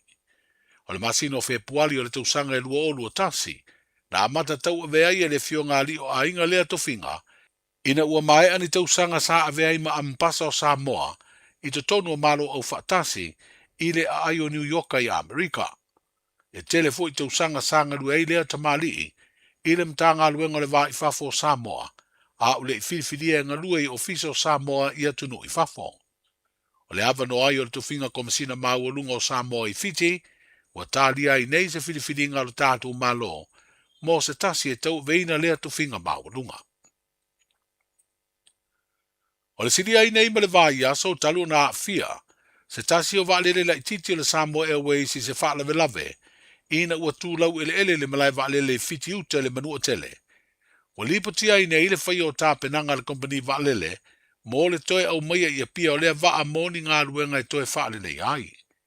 Ua toe te tala malanga vaalele anga I atu le motu sā, e awhi ai Fiti uta, ai olo iei pea le vaalele na fia, I le vaenga I au tafa o le malae, e tūlau ele mo e se ai vaalele, ia malo o whaatari ni insinia e malanga I ai, mo le siaki ino le vaa msida sila I vaenga o whaale tonu. O lo tā ua I li poti o le malosi o Savili, I le teimine tūlau ele ai le mafu anga le tūlau mai o le whaale tonu, ai le whaafeteia pailate na whaafoina le vaa, I le mata alia, e ui na sa wha manu alia se tasi o le pasese, o se tangata whainga ruenga o le kompani vaalele na malangai. E lua isi vaalele la iti Twin Otter o le Samoa Airways, o lo whaaua wina le tautua le kompani vaalele le teiminei, a o tali ai se teimi e toi lele ai le tasi o na vaa u whaale tonu, I le whaala velave na tupu I le asalua o le vai aso ua mawae. E lua wha I unga le wha amsinoka mawalunga le wha mao di ai mo lianga, I soli tū la fono tau whai ainga, wha o 5 mātanga ma le toso teine. O le a ilo I tau orumanga le wha amsinonga o talo sanga to ilo le wha amsinonga mawalunga, I le masina fau o September. O le mta upu tau wha amsinonga wha sanga I a peteia setu, ma le mta upu tau wha amsinonga sa mori ai mase mahonu I swalga, e le I lauina di wha salanga, o na sa sila le wha amsinonga mawalunga I talo sanga, o le tau fia leo le lauina o se wha I unga I se wha salanga, ai ave mua ilo whinaunga, o loo fesiringi ai le wha mauni o morianga le wha amsinonga o talo sanga pili. O te ena le tau fia le lauina o se wha salanga, ai o tu inatu ilo e lea wha amsinonga talo sanga pili, pe tai a whai ai le wha awa wina o na tangofia ia talo sanga pili, o no nisi o mafuanga, o na toe fofonga ina lea le wha amsinonga mawalunga ia mata upu, e wha tūlanga I se aso e lauai ni wha salanga. O le aso fitu o September, e a matai na tau au fia ngā ruenga le wha amsinonga o talo sanga lea e tau veina, e wha amasino mai whafo, ia maa le tau au fia ngā muri fo I lea wha amsinonga mo le nei tau sanga. Wheroa ia tai au mo le tau alunga o le ngā ruenga, soifua. Pui lau a inga I le tau malulu, au e te whaatali. Whaatonu nei loa lau tui ar fulu, a whai ngono li mau tau sanga pe o vatu, pe maua o e singa se tū mau, mai tanga, po maua foiso o alo I singa se tau mānawa, e ma whai o na whai a fua lau tui ar fulu. Tanga iane I le upenga te whailangi, book myvaccine.health.nz, e vave tui whai ngō fie, mō whapesili manisi whamtalanga, really mai le vaccination helpline, o valu se lau, lua valu lua iwa lua ono, o valu se lau, lua valu lua iwa lua ono, po o le fono, o valu se lau, tolu ono wha valu, o valu se lau, tolu ono wha valu, e siri le puipuia na i loa le tonga fitia. Whai nei loa lau tui ar fulu.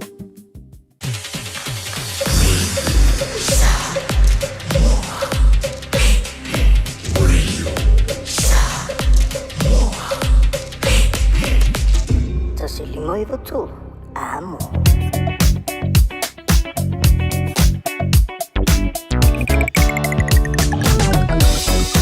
Toi fata lo fa vale nei time le tai fo ole time pisi ole o mo moli tamai la onga fa pena fo ile ala usole tino I tu tema favor nei fo tai fo ya na no fa manatua fa mo bole ba ia awala lo kolo sene fa na avel fa mo boy fa na o so na fa so ina lo ta vale le se fa lo lava tu mai lo nei time le tai fo a o fa se pisi lo wala ile nei ba nga le tai lunga lava taro highways mole se fila tino fa si poloka tele nei ba nga le tai au so ka ngo fa singa ki ke oil le ba nga le so o le a fo I o malanga mai le o le sfulu no highways full mole no le pasi mai la o le te papa atu I le ba nga le Lincoln Road te ata tu fa solo mai Rose Bank Ponchevelia Western Springs yo ba nga na le fa si poloka ne ba nga ta mo ta le malanga mai highways full no sifa nga te langa o kilani so fa sa full no te langa o kilani ya fa mai le se fulu pasi mai lo le tano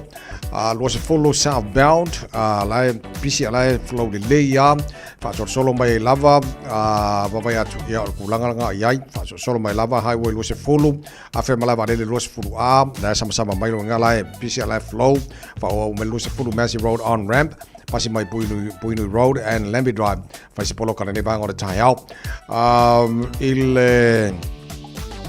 highway 1 highway 1 le la ku iga ko state highway 1 le city bound ya Mount Wellington on ramp Tip Top Corner le Mount Wellington on ramp Alice Lee Penrose on ramp ya bang polo kana na ne bang o le tai au so lunga na wala up ta vale na na famna tu ya joy ya ele leile o tangia mai nei vai ngal tulanga ya ile pisi tele lunga na wala ya matu maulo matala le le fa foilo sa ya matu maulo stai I tu la fona lunga na wala fa mole sa ngare mo le molino fa na le tai fa pena foi ya le lo so la tu tu ma fai ba le poti lunga na wala radio Samoa na to fa longa le ClickX.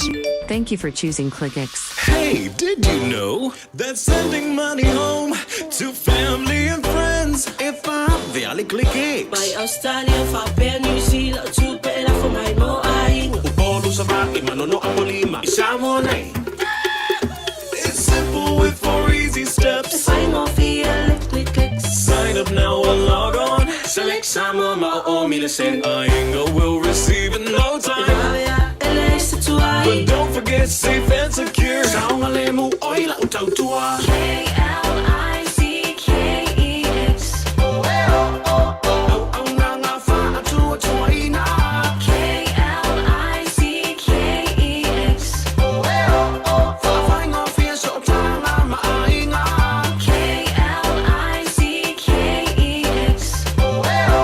Supporting Samoa with our very best. We are ClickX.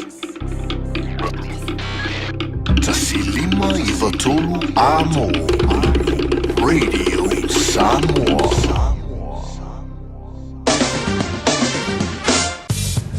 Pai kona tamari nei talo le tau na fa ftai le tino tari mai al tua I so se vai ngalo taro ma futera nei tai au le ngata I au kilani nei so se vai ngalo sila so se tafora nei kelope Facebook mari YouTube le Samoa fa pena volta si lima tolo amo au kilani nei ma le fa mo tasi ono tasi mal tasi Samoa alo lava se fo maria va tu o le luas futoro lusu fa le vela le Samoa tele I vai Samoa nei temi o le tai au e tu mau ona awa langi le le tau e pa utimo ni so vai ngo Samoa le so tu mau lusu 52 degrees Celsius mo runga le vela le Samoa ile so lusu fa I lona mawalalo ma lo se fo maria pa angal tara poklame alo pa tara ba futa le ngata ya break Samoa fa pena foi Samoa le temi o le tai au ta tu sasi le tu atu le I le vasa Tasmania Australia kurai mate ma lo se fo maria le foi tai au fo a fo I so ti lo atu la mo Canberra ma le tulanga I le tau fa mawina mo le so va vai atu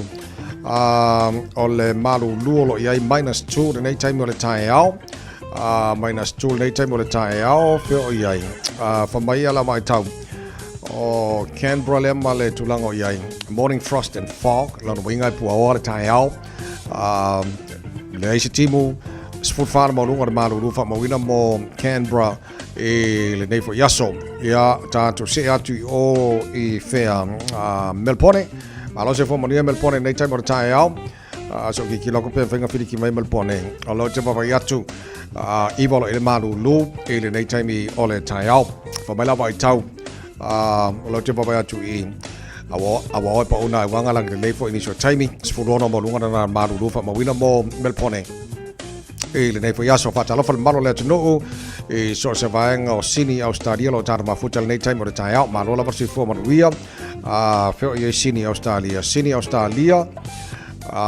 e ale lei lo ke va ko valo lo ele malu lu nei time o tai out o le fa mai o la suru mata ngo fiela la ya se fur valu mo lu ngo malu lu fa mo wina ya vai la fa po singina fa ka ro mo so nga fa ba ya nga suru mata ngo fiela la winga la sa la malu lu nei time o tai out ya le manga ya suru la so fe lo le malu lu mo to nei fo time o le tai out fo Adelaide malo se fo mo nei time o le tai out fo mo tato la papa ao Adelaide nei fo ba ngo le tai out ba tu se folu o lo ele malu lu nei time o le tai out fa so na awa pa o timu ni so time lang le fo ni so time is for fitu o lo ngana malu lu fa mo wina mo Adelaide e nei fo yaso Brisbane Australia good morning malo la se fo mo yes fo lu el malu lu nei ba ngo le tai out fo mai la vai tau wala fa so na awa lang le fo ni so time lo so fa o le maulunga rana fa mawina ia mo Brisbane e le nei fo yaso Perth Australia good morning malo se fo maria e le nei time o le tai au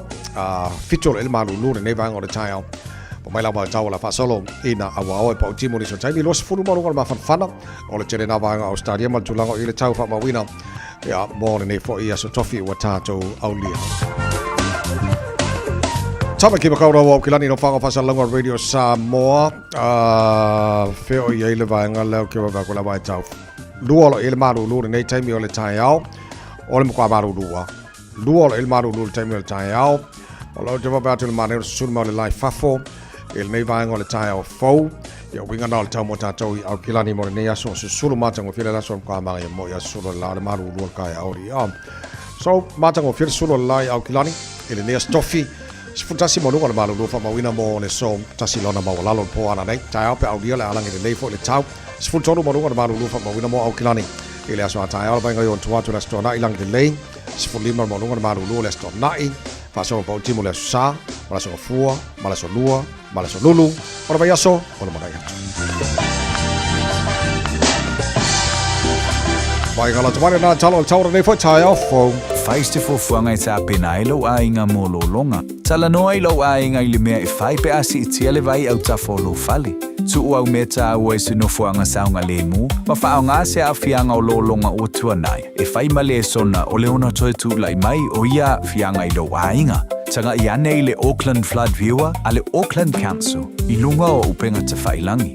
O lo saunga le mu I taimi o lo longa mamafa. O lo o yo lava lima. Whanem sia tātu tala mai sa mōre nei tai au le whata whiti fo o tala mai sa mōre nei fo I wa yaso au le papole o la whaintua whasala wina mo e pēr tale tu lai sa fulu ma le lua le o le so.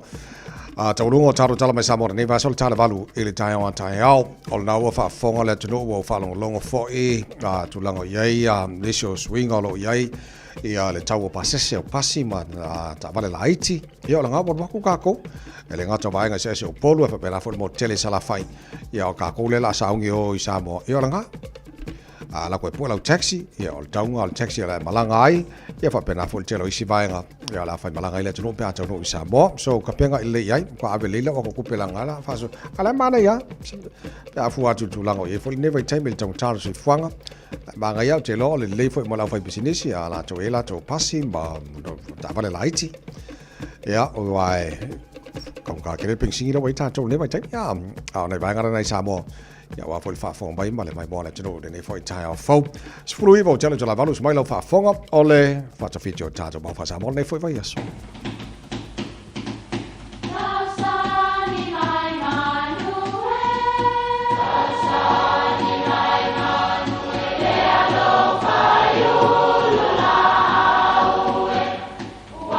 E o whanga manu I ululu o la au, awa e whawhanga I funga o la au.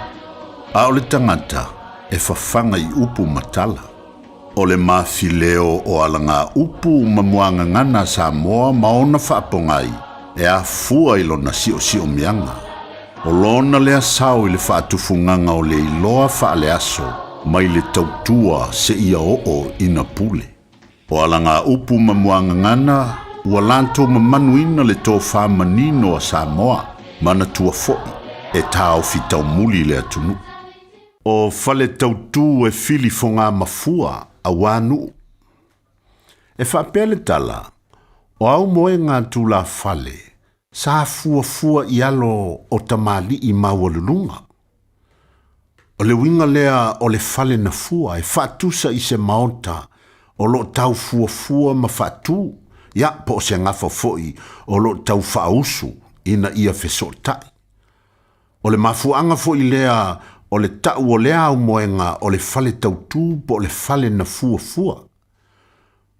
O le upu e whaasino I au moenga tūla whale na sii I tau sala maululunga. Ina ia si tia I ngafa o fioanga. E ala o na sii whale na fua, ina ia maululunga ngafa o nuu, a wae malu ai o lantou sotanga maisi o fioanga. Manuia lau whaasausaunga. Tasilima I Watolu Amo Radio Samoa.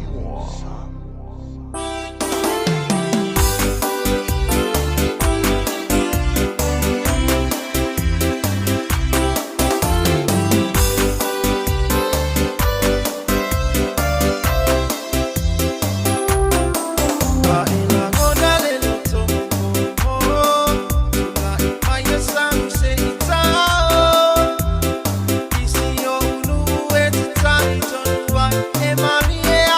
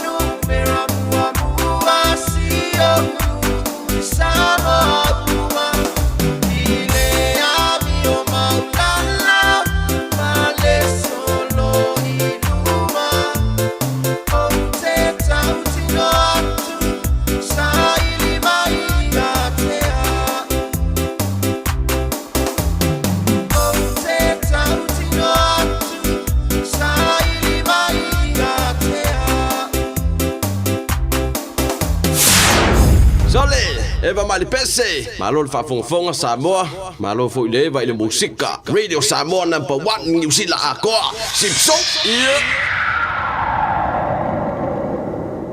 We're recruiting for New Zealand's most important jobs, and chances are you're probably qualified.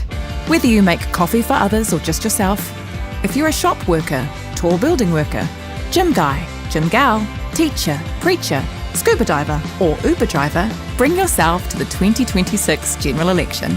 No experience? No worries. You'll be trained and get paid. With thousands of jobs available, it pays to be you. Apply at work.elections.nz.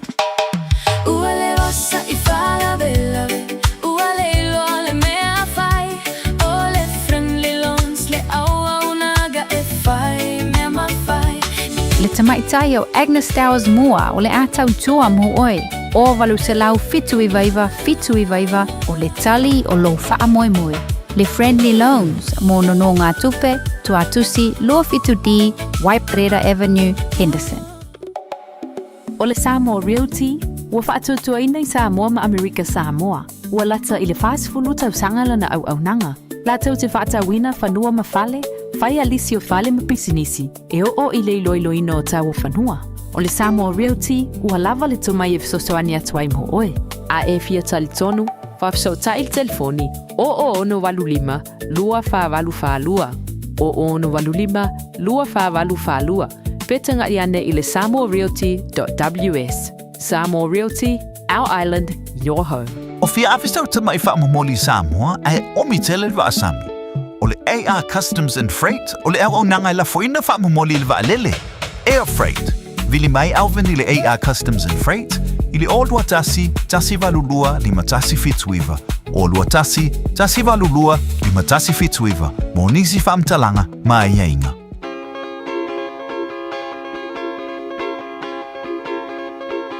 Música malie awe fefe mana yasivae.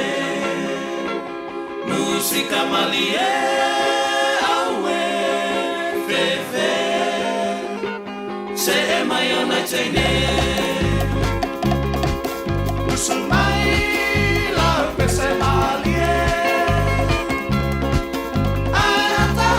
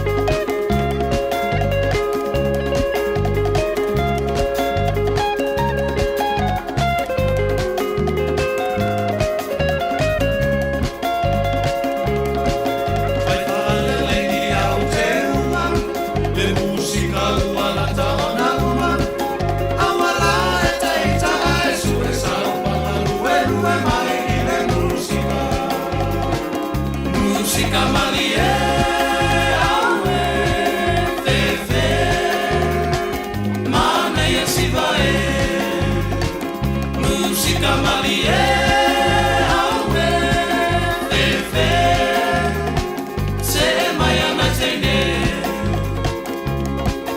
Usumai la pese malie Ai hata mai mai siva siva mai Patapati ma oso oso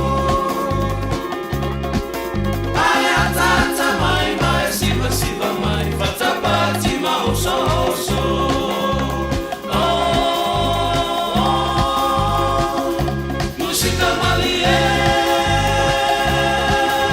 Musika Maria Ban 5 Stars ele tau mo le Radio Samoa wo mal taimi ole tanto por clame tua ile.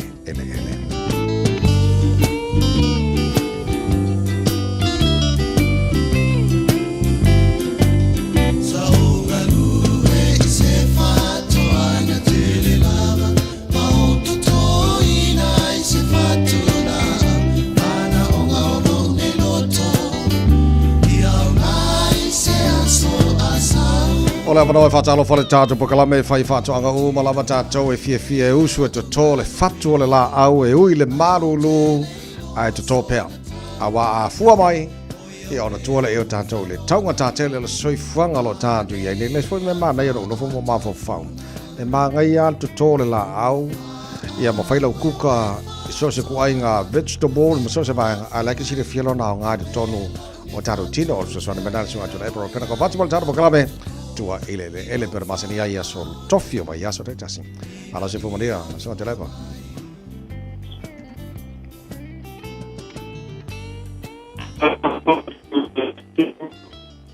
fare con kalenga tu lepa famon mole pasala unita ya patalo ko sul paye mal malu sama lo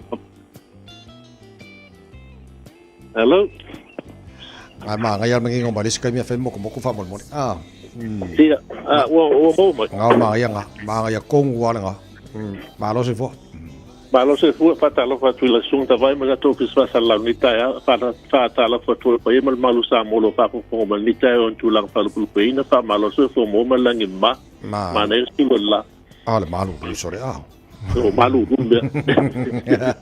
Ale ole tala le na fa nei le to molta pokalame e mana ia le tutole la au fua mai le la au fa ngal te ngata mata mafa male mauti no male ilo ole nga ole tu ai nga tau mafa foi mo ta tu chino o so tu nga ba fo ma silia tu le malo se tino tanga ta tele tu fo la ai ne tau mafa lo ano manu tau mafa le ano manu ma too much red meat le ma fo ele ma e piol kane se mai si no ngu me fa pena Dia na tatu fo kamera promotion fa plus a day a silia ku kele ku ngala nga molotino kele antibiotic kele imo me antioxidant molotino kele me lo fa pe ngalotino kwa malo sia ki fa ma el fulu me fa pena na ya saule okay le nei le tai au tatu fia tele no le nga le ma ngale ole ani ni saina be al garlic ya garlic nga ngi saina fa ma le garlic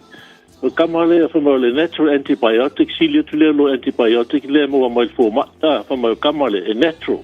I'll kill antibiotic, le fa nga forma. Mukaule ko ilang ma. Kamale fa nga pa, ko fa ka nga antibiotic, mele al ko pele ko wet. Ola kale, fa nga ipolonga yaso ye functioning or pyramid vale, ko pito ipolonga yaso la. Inga ainga mengai marlo sitanga tawa ki pohonga ngalunga safai. Wa to sanga fo fa ngal kale ki tonga fitia tele mai pio le pela mal manava mal me fa pena mai fa pena sa fa nga ya so ya yo ma te mi la fa nga i mai na mai la healing power la kamalo kale mo mai ke pe mo siama po bacteria le ngalo na lua me ke pe mo me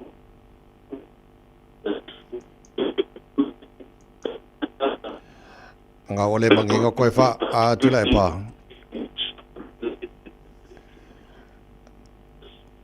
tula e pa Anga wale mangi ngomai sia ka ko abiong ka fa mangi ngomai le nga le.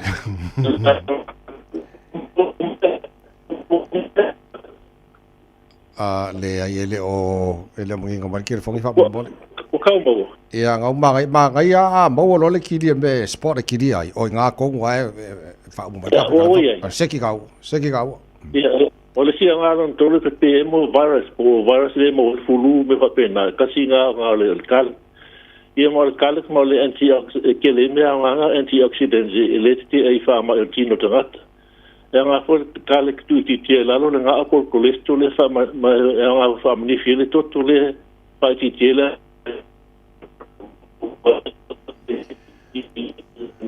Wale magi ngomai sia ka va nga fa mo mo.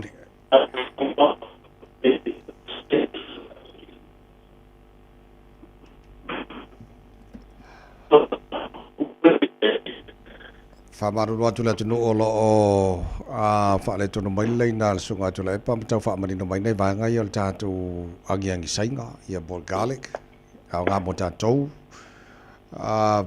tula pa wale ai ya o mo eta vai o ma ya mangi ngomai nga ya ni male ole foi o no ki dia mai ya kwa ma ga yor ki dia nga fa bol bol ya eu tele lá na arcane eu vou mais que ele pe mais pelo canessa mais só mais a fieltino trata também lá o termino do el cale o uni lá mais cuso me faina na tu se e contém a plastify ele mas não vai poder take away e com singa vai lá titia tu ele lá no cale apito lá no lea e penso filo a ma son tatu na vai no lea to peta tolu inisil va le sikale glesi kale ia le to ina la na alcalde a feso pilota tu putun fa tu vai lo la ia okay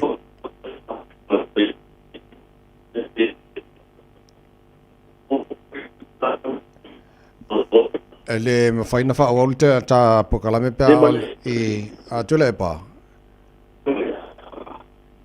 tule pa fale tolu fale con que ka ke fonse ia fo i so ki kilo e fo i se o sa mai ya se karpe se le se o va ku polan mele fale tonu i le ta to bolina tama chila ko re cha yao ke se le mo oi ino to ros fulo mino cholo to cha le chula ei bo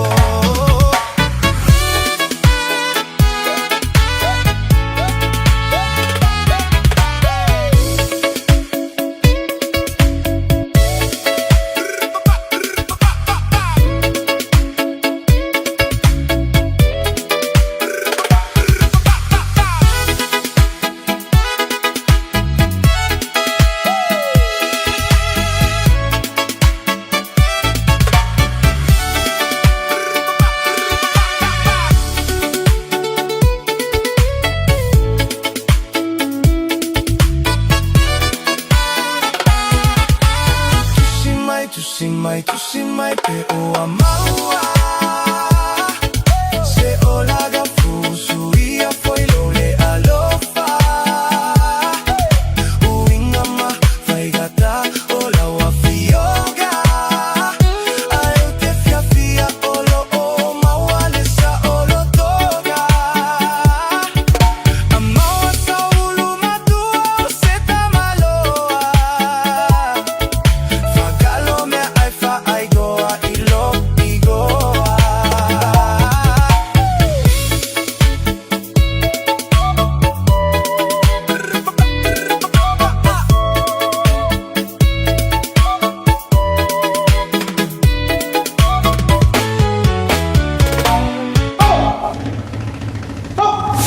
Radio Samoa, Tasilima Ivatolu Amo.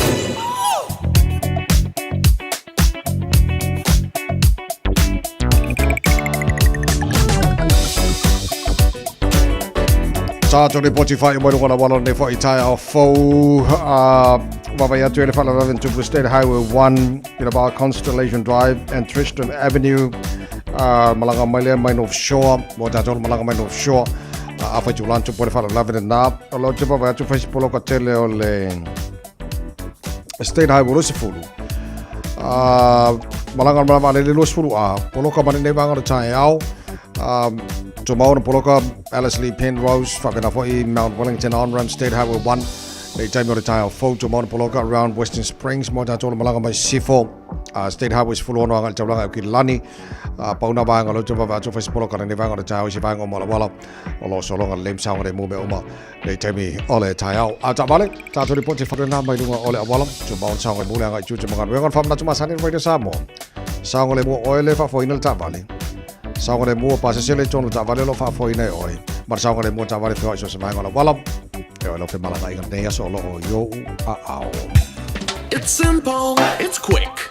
You're closer to families. Sending money's now made easier for loved ones in the Pacifica. New Zealand, Australia, to Samoa, Tonga, Fiji, to the Cook Islands, to Vanuatu. Connecting Pacific families. With ClickX you're secure and safe. The lowest fees and amazing rates. Now helping home is affordable. ClickX with a K. Reliable. So sign up now with ClickX. Let us help you help home when they need it. We are for the Pacifica. We are ClickX. Fatara par pore ka mala pega le ClickX company lo lang ko ina ia tha to report ngala wala ala ma lo tha Radio Samoa to se full on minuto lo to tha lo le tu la eva. Mana to Mario mai ole nei time lo tha yao sul ma ko fila la yao kila nei maruru le tha yao fa pena fo isbang o New Zealand mo so kel kwa maruru wa ia mo se fo ba ngo Australia ma fa fa lo fo le tu te to lo ina oil nei tha yao fo ma lo se no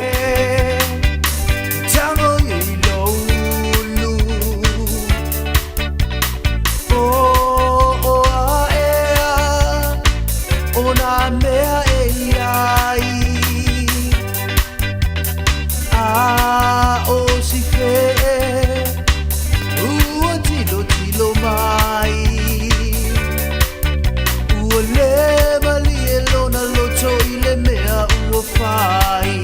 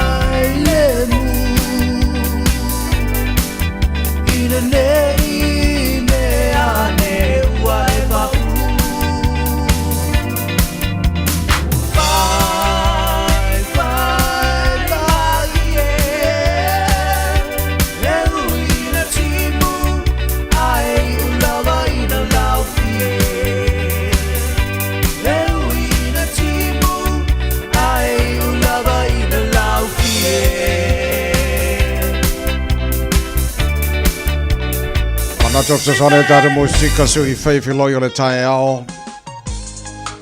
Whamara se awhone te nuu white tunga jute manga nuenga le maru lua le tae ao. Whamalo fo inai matua le tapua inga rai o taro matua tu asin sino sa moi malo mao te malawa nei tae ao. Te toro ina o tōna mawhana whanau ao le taro matai le nevai taimi o le maru lua whengai matatu i New Zealand ma Australia. Tolo tolo i muri no. Rubber Band. Male penisula mai molino le tai tu pito ia pia si o utaula manaya e fe pula fi mai le sau o ata uma o fetu o le lani e sulungia ia umasia uhani a omasa balibali le masina se Yesu solo ia samo no uatulu se ifai mafia fianga ie mama atene matama olo sisi vai ma pepese matata lato tulele a omae mane ilano ole ni na o umasia ukele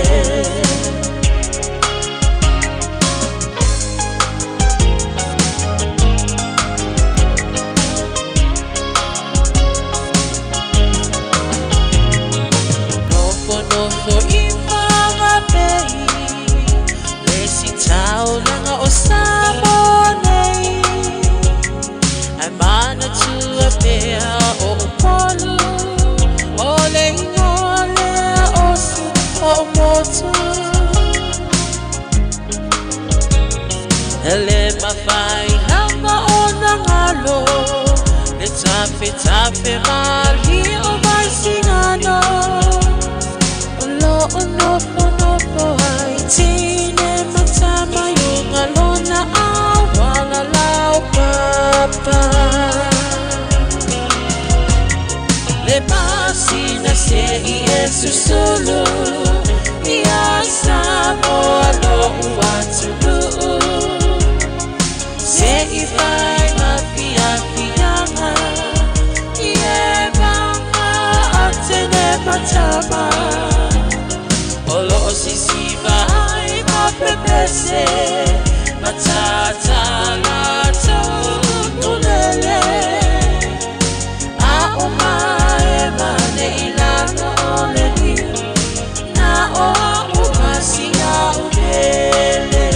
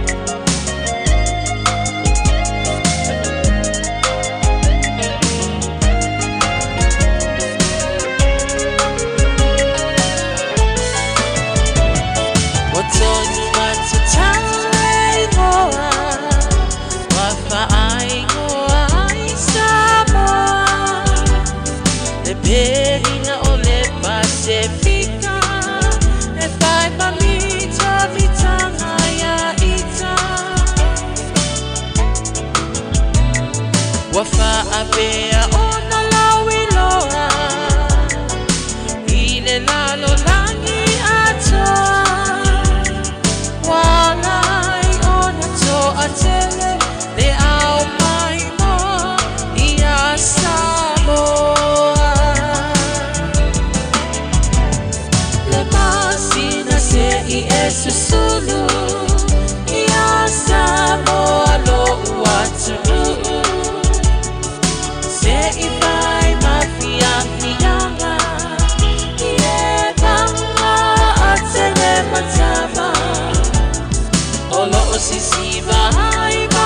pese Matatala Tokulele Aomae Mane Ilano Ole Diu Na o Umasia Upele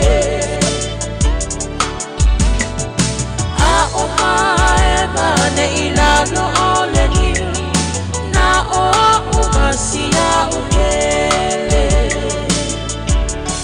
Vanga tene matamai la aso fasa vili la lo Paolo le new ia ma fai se tala ia le wakua le yang e vai ka minga le Facebook e mangele aka e o ki le pisingi sia ka ko ka fai so di mambala fa minuto lo jo tala le tula e ba ola fa fa por kala me malo le tai out with Samoa lo no aso au kusol tara pola wala lo fa lo su ma le ona sa le vai mo tara fo so ga se le malau ola nei tai out Mari peselea, se meu ku fesile lo ko ngi kaia, fesile le i, ma se kari fia mo e. Tu fesili sili ane pea lo uloto pea isea.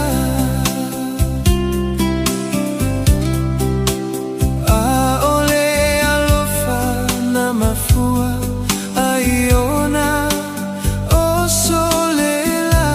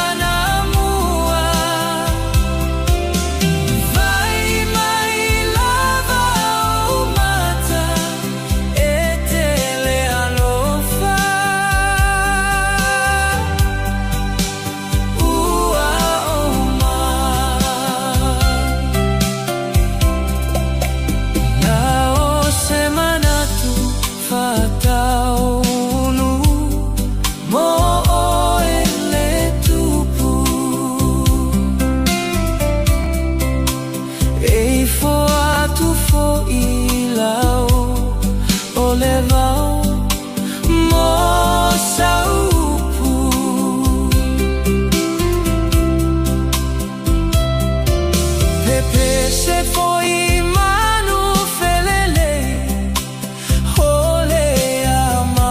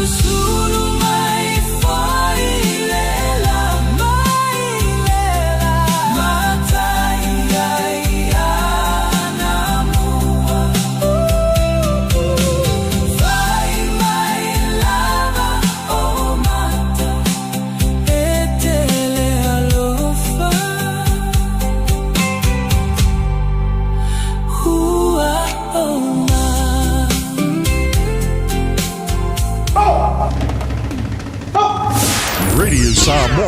Tasilima Ivatolu Amo.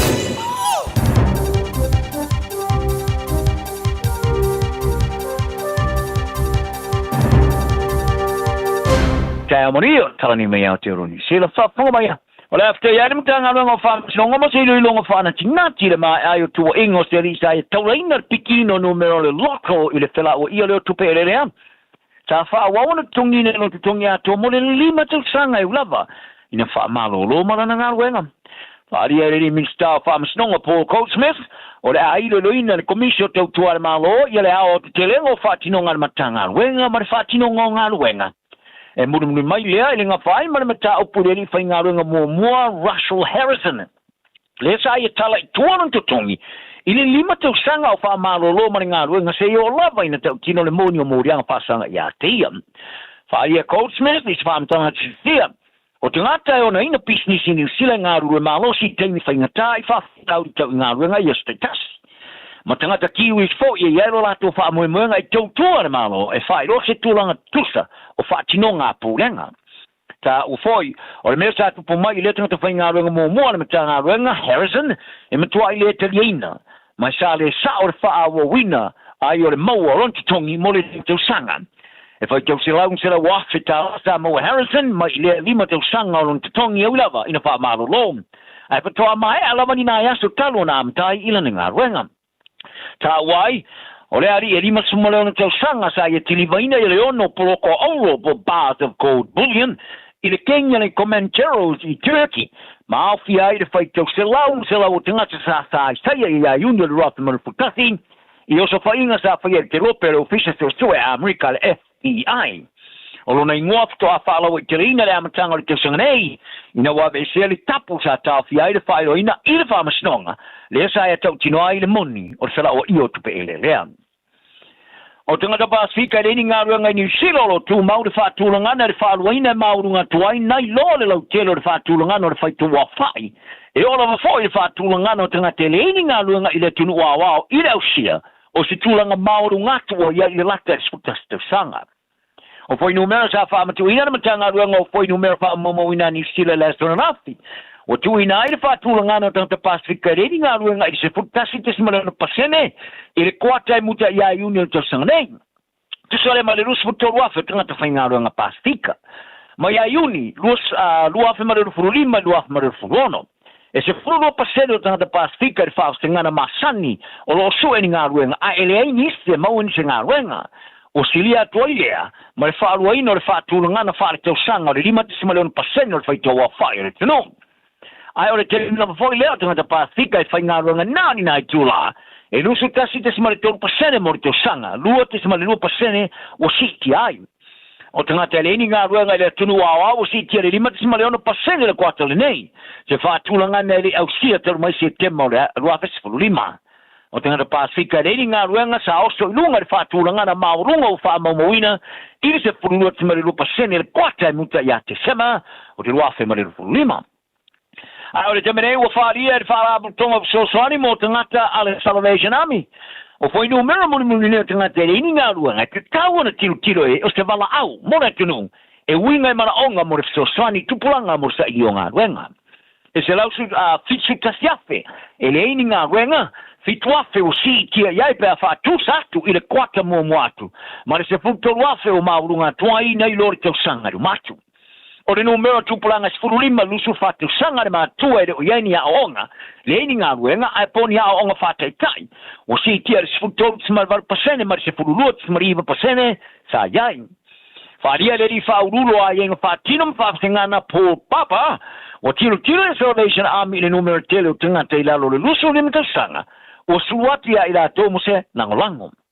Ta e wharia ai, i le porkalama le checkpoint le tiori sila, o lo ye te maraonga moni ama no le mo tanga televo sa i ai ni o onga whate tai e awa i ai.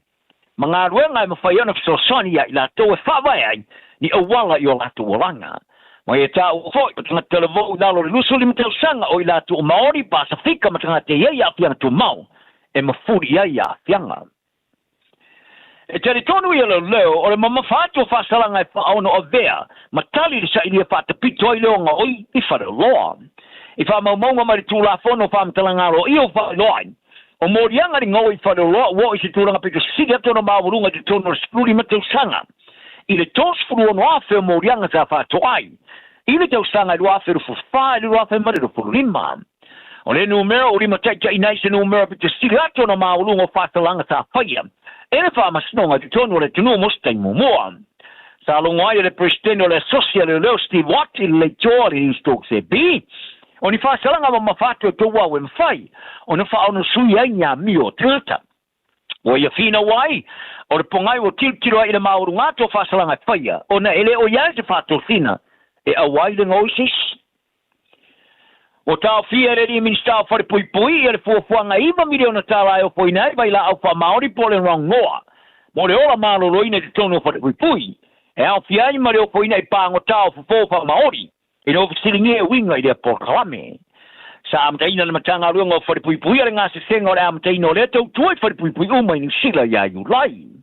O le wrong noa, o ni vai la au fa maori e au fia i ma vai la au fa tau la sepo herbal remedies.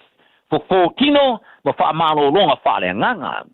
O rei tua o lisi na mai wha matalanga o fuawhanga na matanga runga whare pui. E au fi ei wha solonga o te talo, ma tau tua o fuawha Māori, o le wairua, ma le miri. Ai wa wha ria me stau whare pui Mark Mitchell, o rea pua kalame o fuawa tau fi ari te menei. I lona wha ria, e leo au si ai lona wha naunga ma lona wha muenga. Tu si ai le lisi o ma o ale matanga runga. O vai la alfa Māori mana o mia I whātinonga o wharepui ni sila. Pea tiro I ari tō tele atu tangata Māori I wharepui, ma le maulunga o whātulanga no mana ongo so I fō māloroino o mawhau. Tā o fō I sili ma le 5% o tangata I wharepui o whaamauina Māori. Ma le sili ma le 5% o I aise awhianga o mawhau. Ai pōre whaungaino o whala au pasaina I o lato olanga atoa. E iwa miliona tālari tala whātau atoa tupe o lea porkalame. I tālonga o Sampini mo mora rangi ni pala mawhai whai pelenga rupe sori ai lauri Joseph Parker wa ve seri tapu ai ave ele ioenga toe fusuai. O Parker sa wha malo loina reo fisa te te tongo fio whala o Pataina, Britania, le UK anti-doping, ina o wha mao nia suenga sa whaia na whiau vai whala o Pataina. I le mai ai olona fusuanga sa whai ina ia Fabian Wardley o Britania, ina o tau whia fusuanga ni tamasanga sputasi lon tona ia o kutopo tu sanga mo vai. O le ungo le suenga sa mai tau ina ia whae longo whala o Pataina o kokengi por cocaine ino tino. O le asona nafi sa I ofo ina te whaamtalanga I le vaianga o tala le The Post, e whaamaoni ai la veseo le whaamalolonga, ma ukilia to stepwai I lo tono le maia. Sai tā wai sa whautuina o ia aua, ni te whea se stala I le mata apu temnei, a whaamautuina ia whaamtalanga, ma ia whaapatai ai lana aunong lango. O lea whai unga sa le mautonu ai lea tamari e pio na ia tau tino mai ai lawa a matanga e mama. Ma ia whai loero na whanau nonga e tui te liu le maia I se vave iai. A le tamidei ui e tāra sanga ina ana aurang lango e lango ina ta mpainga ta mafunso pe a Nisila, Kevin Ika. Molona awa iatu ila na fusuanga o whaasolonga o fusuanga o whai ina malo lo mo tanga te putuai, Ili Sampini Rangi po le World Title Eliminator, I le stona name. Elo yesu whanau nong mo All Blacks I tau whai le mui le lato o wala ta alo ai le lato malanga ta amilo Afrika Saudi. Pea ta alo mala au whai tu malo Alice Thomas. I le stona nei. I le lapta inga le tamata alo Lucy Simon Parker. O le ta alo upera volesi ta alo ma whaitoria. O le ta alo ngai Cape Town. O le right ta alo ngai mo All Blacks I le lato malanga ta amilo yono vaiaso. Valu e ta alo ngai au fie ta alo ngai ma au whai tu malo e wha. Ma ta alo whaitoria wha. Wharia Parker. E la tau tau sia tālonga te tiuma ina malanga ta amilo o pera von tālonga whawa malo. A whawau tau ninga mara au musiatu tarumai le te misa tanuai. Mo se ura malanga ta amilo a toi tonu o tos sanga. O le tālonga mo mwana malai Cape Town o seava no foi lea. E whata o toi se ura I whastino manga I le me o iare maratu oni tālonga whata tu o le a iai mare All Blacks. Tai au nei, te minisila, e whairo ai le au le All Blacks e mo le tālonga mare Thomas. Alo temenei, o lo fori mai I tui mātua le hemisphere, o la rato whātau teia tāronga whaitoria toru o le All Blacks ma le Springboks. O Matthew Carley o Engelani o le ai alo whariina le tālonga whaitoria mo mua I le malai Ellis Park I Johannesburg, I le sulus fululu o le masinene o Kusum. O Nika Amashu Kelly o Georgia, o le ai whātau teia le tāronga whaavau malo in malai le DHL Stadium I Cape Town I le stona I soai, luas fluiva o kuso. O talo fa tau lon tonu la fa tau tia le Angus Cardona o Australia en malale FNB Stadium Johannesburg Soweto i la solimo setema. Tala na le yas ia perfile mule tunu manui lava toi tulao so. A e fia I lope ono lo fia lo fale I lo lunga. Si akilo fanua I le Auckland Flood Viewer a le Auckland Council. I lunga o upenga tawhailangi. Si akilo to atu si pele ono a fia ngō fielo mau tai lo longa. Tala noa I lo ainga I me fai pe ama mawhati munga. Fa ama mama tewo tu ama ota. Tātou te le pōlea le tau. Ai mawhai una tātou sa uni mo fisuia I ngō winga le tau. O lau sa onga le mu I taimi o lo longa mamafa. O lo o yo lava lima. Radio Samoa Tasilima I Vatolu Amo Radio Samoa Tasilima I Vatolu Amo O le Casa Beds and Appliances, o le tali o manaonga, I o loe whaatotonga I lo mauta, ini tau le lei, toi anangata, le mawai moenga ngao si tutono New Zealand, whaapea se tino fōa le potumalo lo, laulau ai manofoa, TV, la au pese, usa aisa, masini tā lava, telefoni fe aveai, maisi. A fiu ane loa I le whawhituwha Great North Road o tau, po le tolo fituiva Great North Road I Henderson, le Casa Beds and Appliances, telefoni ovalu selau, lua lua lua, lima whāwalu. Ovalu selau, lua lua lua, lima whāwalu. O e tau sa ili sino fuanga le leima saonga le mu a wale tau singa ma le au tau wina o lautama. Ua mawawa noa I la esi a le Our Kids Early Learning Centers I Aukilani Saute. O le Our Kids e whaavai anga nu o le Pasifika o se si o manga e sefe mo le whanau. O lo lātou sa ilia fo ini whaia o ngā Pasifika mo lātou whalea o ngā I Aukilani I Saute ma Wellington. Mo le lesi tala ino lautama, po si talu sanga I senga luenga. Pafso tai, Our Kids I le ovalu se lau, lua ono lima whātoru fitu. Ovalu se lau, lua ono lima whātoru fitu. Ua taunu umailo reta I le whale, I le te au le tasi I le vave au. No leka, o fia sa e iai. O le wakare kasi le vave au whakoa e kaungu umai le whale. Inga e whai mei nge kaungu umai le ongo, o fia sa e iai. Sa uia le whale mai ma lo uso, e ke lo fo e cancer skenge ai lewa e mai fo I. Ngā ko vili wha koru aku, mai sanga le kari ai lau California. Si e kilo ange fo I mi skol nga e vili mai lea. Ia o lau o momoe mōli mangawa si au whangau. Ia o le fo e le ingi lancho kamaiki. So le, o le kasi le lua le kolu lau pepelo. O koe o mi fo iau masingi wha mau kupe. Wha mole, ioe, wha maangano mai au, ua o mga mia safsasoangi. Ua mawai ni maasina, sa ili e Loretta sifsosoani I le mapu mai e services. Ua amatau na whaasol manuia le ainga o Loretta. Ma lo lava Loretta, ua ua ia le swinga le lei o si o tātou ainga. Whaaftai mo whaataunga, ma le tongina o a tātou pili. Whaawetai mo le fsasoani mai e mapu mai a, ma le alofa o le atua, ua o maua le fsasoani e whafoa I lo whaafita auli, o le taalo I masini poka. Veli le mapu mai a, o valu salau lua tase lua lua. O valu salau lua tase lua. I love you, husband. Talofalava o aola pimerana, mau belo li tio. I le Radio Samoa tasilima I Vatolu Amo.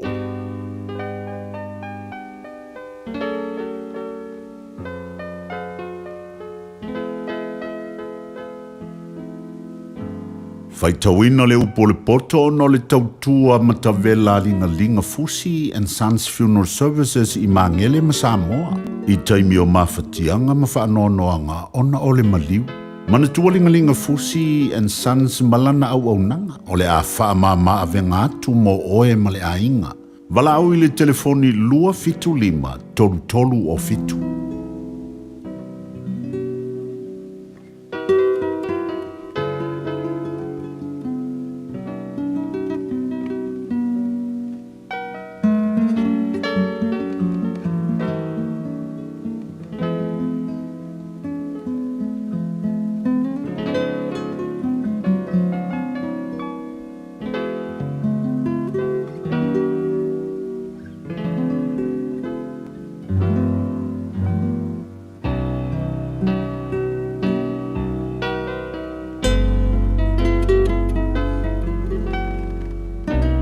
O le paie o mea wa inosia e le tua.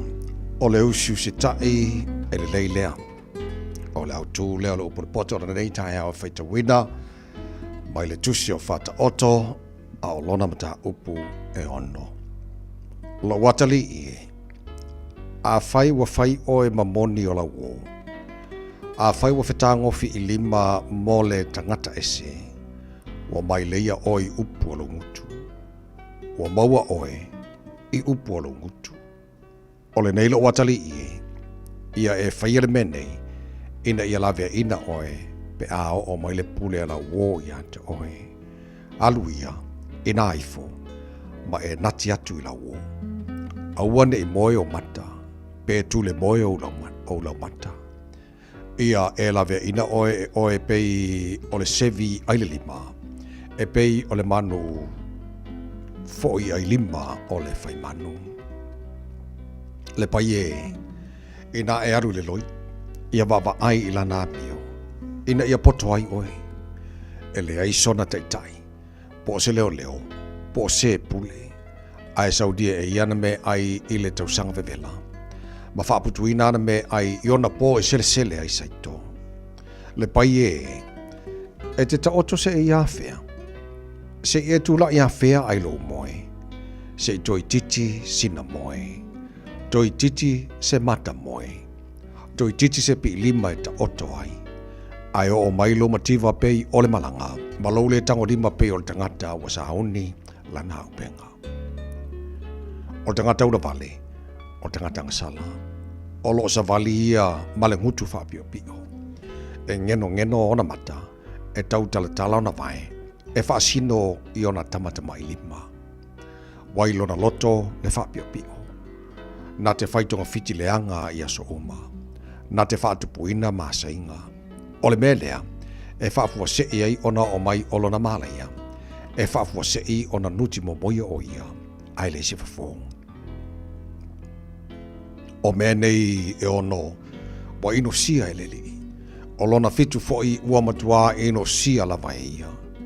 O mata whaasia sia. O le laulau whaiva pepelo. Ma lima sa saane toto o le ua le sala. O le loto e maana tu natu i tong fiti leanga. O vae tele vavave ona tau fetuli i le leanga. O le mori mau pepelo. Na te tautala i me pepelo. Ma le na te whaatupu maa sainga iuso. Lo watali ie. Ia e tausi polo i ngalu ta maa. Aua fo etu la fo ina le upu e awa awatu lo tina. Ia fusi ia le au noa i lo loto. Ia so ai lo ua. A e savali. E taita ina ai oe. A e moe. E leo ina ai oe. A e ala. E tautala ima oe. A wao le polo ingol suru lea. Ma le upu e awa awatu. O le mala malama lea. O awa inga foi. E awa o ina ai. O le ala o le ola lea. Ina ia leo iante oe alfa fine ami o leanga. Ai le laulau whaiva mole o le fafine ese. Awane ina unaulu loto i lona la le lei. Awane i maua oi ona lau mata. Awa iu ina toe na o si fasi a reto ona o fafine talitane. O le avafo e le tastangata na te tau mai lei le o laonga. E ave e se tasi le afi lona fatafata. Ai le mua iona ofu. Afa e sa valistangata i lunga o malala ola. E le mua i ona vai. E whapea fo i le warwatu i le avā le rate tua oi. Ai se tango ia te ia. E le whaasaoina o ia. E le ino sialanga oi. Pe anga oi e talia i lona manawa ina uafia ai. Ai a maua o ia. Ona tau i atu le e ia tai fitu. Na te avatu ai olo uma oilo na whale. O le murilua ilfafine o le isona mafofau. O le na te whaia le mea. Na te wha umatia e ia lona lava ola. Na te maua fasinga malfa maina. O lona luma foi e le solo i se lea. A walfua o le ita tele lea o tangata. Na te le whaasaoina foi o ia le aso e tau iai masui. Na te le talia se tongi ola lava. Na te le mawhaia foi e oi lava ina ua whaatele ni mea. E abatu ai.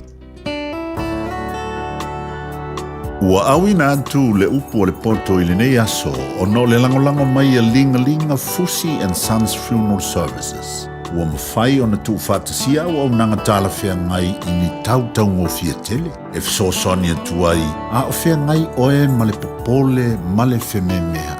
E mori whātasia atu ai ma wha mai senga, ma wha mawhana whananga mai a linga Fusi and Sons mo a inga uma o Samoa ua whea le maliu ma le oti. Walau mai loa ia lingalinga Philip Fusi lingalinga, to ia whaapo lingalinga, to ngia si ulavea, pesusu mai i le luas fulwalu Canning Crescent i Mangele.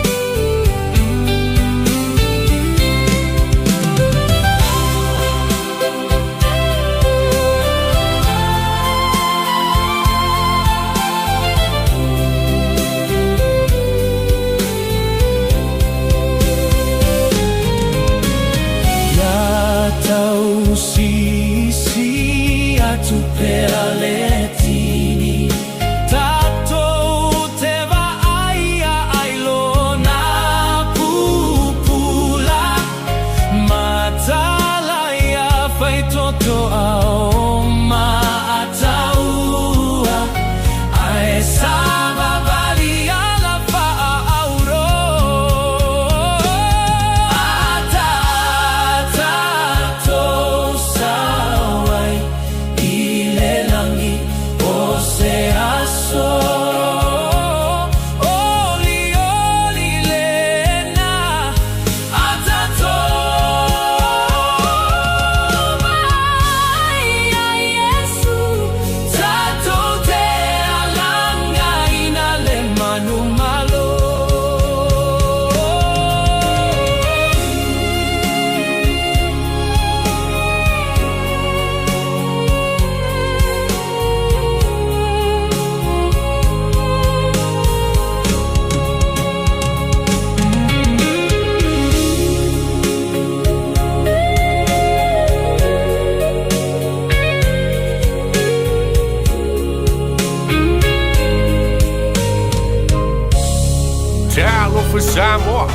cowboy le nei. Whaafafonga ma mai mo mai pēr i le Radio Samoa. Yeehaw!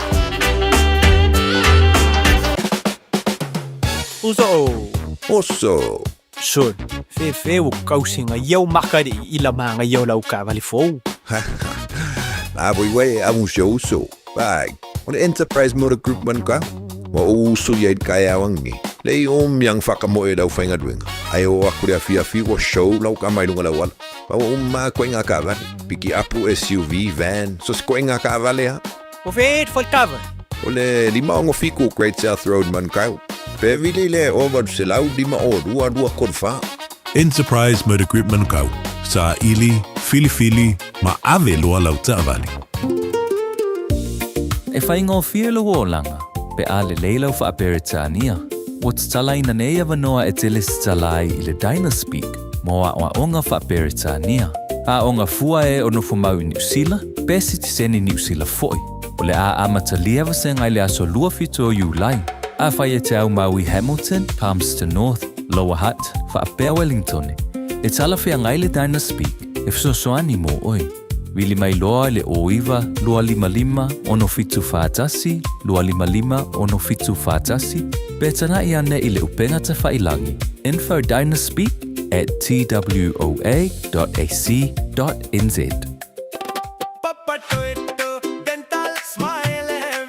O ti ngano ni fo.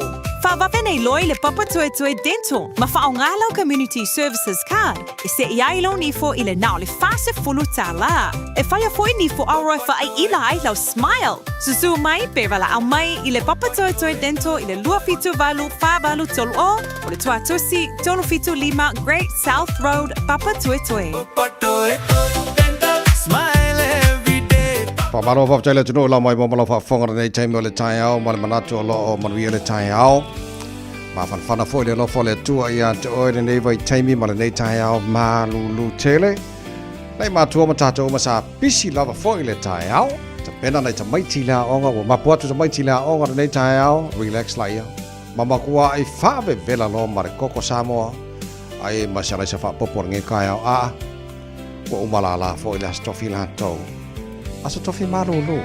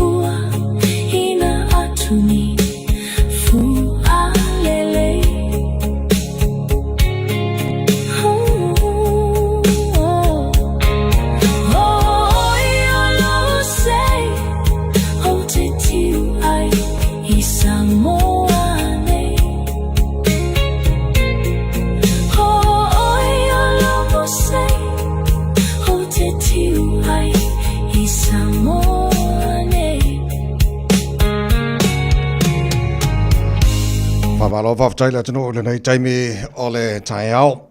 Ia e lava le langona o lo o manuia le tai au. A masi fo le tampo inga na i o tātou matua tua sinisino sa moi malu mota malawa. A o tātou i le newa i taimi o le malu lu mo New Zealand ma Australia. O lae mana ia sa moa, o lae vevela le tau sa moa. Pena Amerika ma isi vanga uma lalangi. Ia na o tātou o le nei e wai fōninga mai o le o tātou le asono o kuso o le masina muli fō le nei. Ia o le season o le winter. Ia mo le whātulanga i ngā seasons fō le tono le nea tunu o lo tātou no whai New Zealand. Ia o wa a umaloa wa o uni o lai au kuso o masina i o le winter, ia o le spring, a mata ia September, au kuso, September, October, November. Ia whasola tu lava le sama, ia November, December, Januari, Februari, o le sama na, ia o le autumn, Februari, maki a pelila me, ia koe a maka fwere le winter la, to sol whaasolonga na o season si tono New Zealand nei mo le whaafoma le tino. Ia lo isi vaenga o le kelope so le lawa i tātou, le tau whaasi wina o le, ia po le tau wha mai ina fwoi o le winter o le netau sanga. Ia, marfa moe, ia o mai fone masino ko whiro mai tātou, o le ana o a watu nei le tae au le taimi o le talo le tau. Nei matae au, wawai atu o aso siriana maruru le toi nei. Ia, tauna o tu lasto na iwa, wa le sifuru kasi ngei, sifuru toru tae au, le maurunga na maruru man fo mau lalo a numero. Ia, ol mo kwa maruru fo le na, ia maurunga o numero, ia peila o lasto na ila sifuru lima, ia lo winga lo kau whiro lo mai, ia whasolo kuna sawa o sifuru ono, ia matalva se fau o sifuru fitu, karo si ala laku ngale ilungo le api whai awangi koe pa umai lalo le api whai. Ia tunanga noi hai, ia tātou male, mai taima le maruru lo tātou i nei. Tolu sala wons for di maso le tau sanga nei. Lua fe lua ono is not a leap here. Ia po elo tau sanga oso.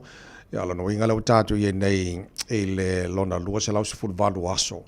Ia le tatu fo longa. O le lua fe lo su male ono. Lo no inga pe fo nga ma limas fu viva tesi mal fitu pasene. Ia o le fo longa o nei o nei tau sanga le o maia. Ia te toia ile fast food tesi mal tolu pasene. Ia lo inga lai fo nga mai wa tuana ia tu le tele ole. O te usanga, ia leo tātou iai, e le vaenga muna muri o le whalaunga, o le lua whelosu ma leono, ia malole, whalau manuia le tino, ia tātou awe wholiwi inga ma le whaftai le tua, o lo nā lo whalawa o lo whapenana leo leo i nei tātou, e le tātou whalaunga, lo whai nei, o whai tau le, o lo whai susu e ngā leo leo, taimina nei, ona le, e iei le video na post e le te tai o le Destiny Church, ia Brian Tamaki. O le video o lo whamatala tu ai e telo matanga luenga le malo, ma nisho au nanga. Lona wha o lutala ina wha mai police investigate Tamaki over Heaven's Hit List. O le video la lea o lo o whamatala tu ai le teitai o Destiny Church. E tangata umai tono New Zealand. It's called a threatening video. Ia po le video tau whamatala. O lea pe whoringa mai o lo o whamatala i nei te tonu. Ia le tele o matanga luenga le malo. E whaatutuanga ia i le autu o le video lea. So o le vaengo government agencies. Ia i le matanga luenga o leo. Ia whapena fo i le matanga luenga o le ILD o la fonga. Political parties. Ia po parti uma. Media outlets. Ia la vea ma le media. Religions groups, ia whalapo tonga ke ushano. So o vaenga o Malai o leolo ia lapta inga malte tai o le Destiny Church. So o le suenga la leo ona walanto maua e whoringa mai o le tele o vaenga o tono le video e tau whamata. Ia o le mafuanga lana o le anga i o leo e whaiela lanto wa asusuenga peona whailoa at the county's Manukau Detective Inspector, ia Sean Vickers. Salo ia le o lo fa autu ia i ma fa pena fontu le mai. E te ia le vaengo susu engolo iai. Fa mai e tasile tu la atoa, it's an hour-long video. O lo fa pe mai niso vaengo so o vaenga lo ta ue Brian Tamaki targeting agencies because of the evil that's in our country. O inga pe foringa mai o matanga luenga le malo ua tele whainga whati a polo i tonu o le nei lalolangi. So onisho vaenga lo i tonu le video i le ngana Peretania quote, Tamaki said, if he lists your agency, you better get out because they are going to go down following a prayer. Lalo winga na uman whaile na vaenga, i ona whaile o lanta talo. I o vaenga umana o lo o anga isu enga leo leo. Ia pe ona iai. So, o le whapupu le tala, e se fo ia le tulango ia o ngā o lo telitonu ia Brian Tamaki ia ma le Kalesia Destiny Church. E whaasanga i le whengai ma laulangi o lo whengai ma tātou. Ia, wau te loa a tātou wo i mtaputi silima o ongal tuspa ia. O le lalolangi a ia e tumu i mea e whaasanga tau li whinangalo le tua. A te matua fo le whanta oto le Titania. O le anfa mai au na e a Yesu. E a la matua wo ia e sele esema, abe sele Titania ma le ola whaatasi pia marseito. Ia o le onga la a Yesu i la wau tilitira ma la wava ai ma lo utel tonunga. Le tu oi pea, se ia o le aso, whaile seleselenga. Ia o i fo ilan tau ua lautongia. E o whaile seleselenga o le mafuanga ina nei o tātou sei. Ia whapea tātou o le Titania. Ai le loo sei whakasa koe marsaito. So, I mean, lau au titira ma lau wawai. Na pauale le mea o lo whailau kere siano le nei taimi. O le tatalo mo lau langi ma le mea o lo a ngā iai. A le whinangalo ai o le tue whaialava. E mo oe mau. I le nei fo launga lo tātou whai nei. So, o lea lau titilo atu la e whaiasitu ngā o niso upu pia wha Samoa. I vaianga o lo o iei tono le video lea. Wa penga ma mea uma. O le whamaia Brian Tamaki am whana whao ngā ina. O ngai o inga am whana lato whaia ia penga ia mo tangata umaia agencies and ma law. Maltele la vea i ma whalapo tonga Kirsiano. Lo lotu ma vai whabena. So langa la iai so la tatu titilo la sim tatu vava i matutulo. Po whea a ngā ia le tūlanga o ia le suenga leo leo. O lo whaia nei.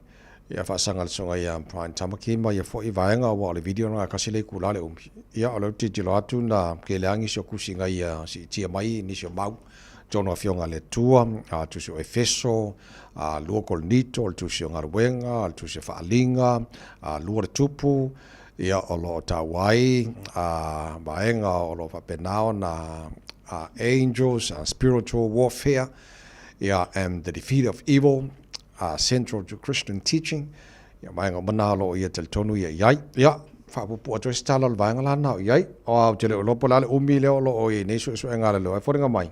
I lau whaitau i whamatalanga o lo i tonu o le video. Whaiasi matu ia te leo. O vaenga o lo o whapenao na taua. Ia manisio mea langa i eile o le teitai o le Kalesia Destiny Church, Brian Tamaki. Ia wa fo sir fio le tono le nei foi tai fo. To is fulu iva minuto lo tore tale o le tu la se fulu. Te bona minuto lo toe. Ka po kala me maru le tai au. Ale radio Samoa nei foi tai au mal fa fe tele lava i lo talia mai o le tua. Tono manu maota malawa fa pena fo i tono ta vale. Fite tungo la tino i tute ma favor. Tono fa fainga wenga lo tato ma futa le nei tai au malo le on side kai au malo lu. Mai mo mai la tino lunga al Facebook ma YouTube o le Samoa. Fa pena fo fa fonga lunga tasili ma tono amo au kilani ma tu tua o o tono malo si ma le tato fa mo tasi ono tes mal tasi i Samoa. Tia ba.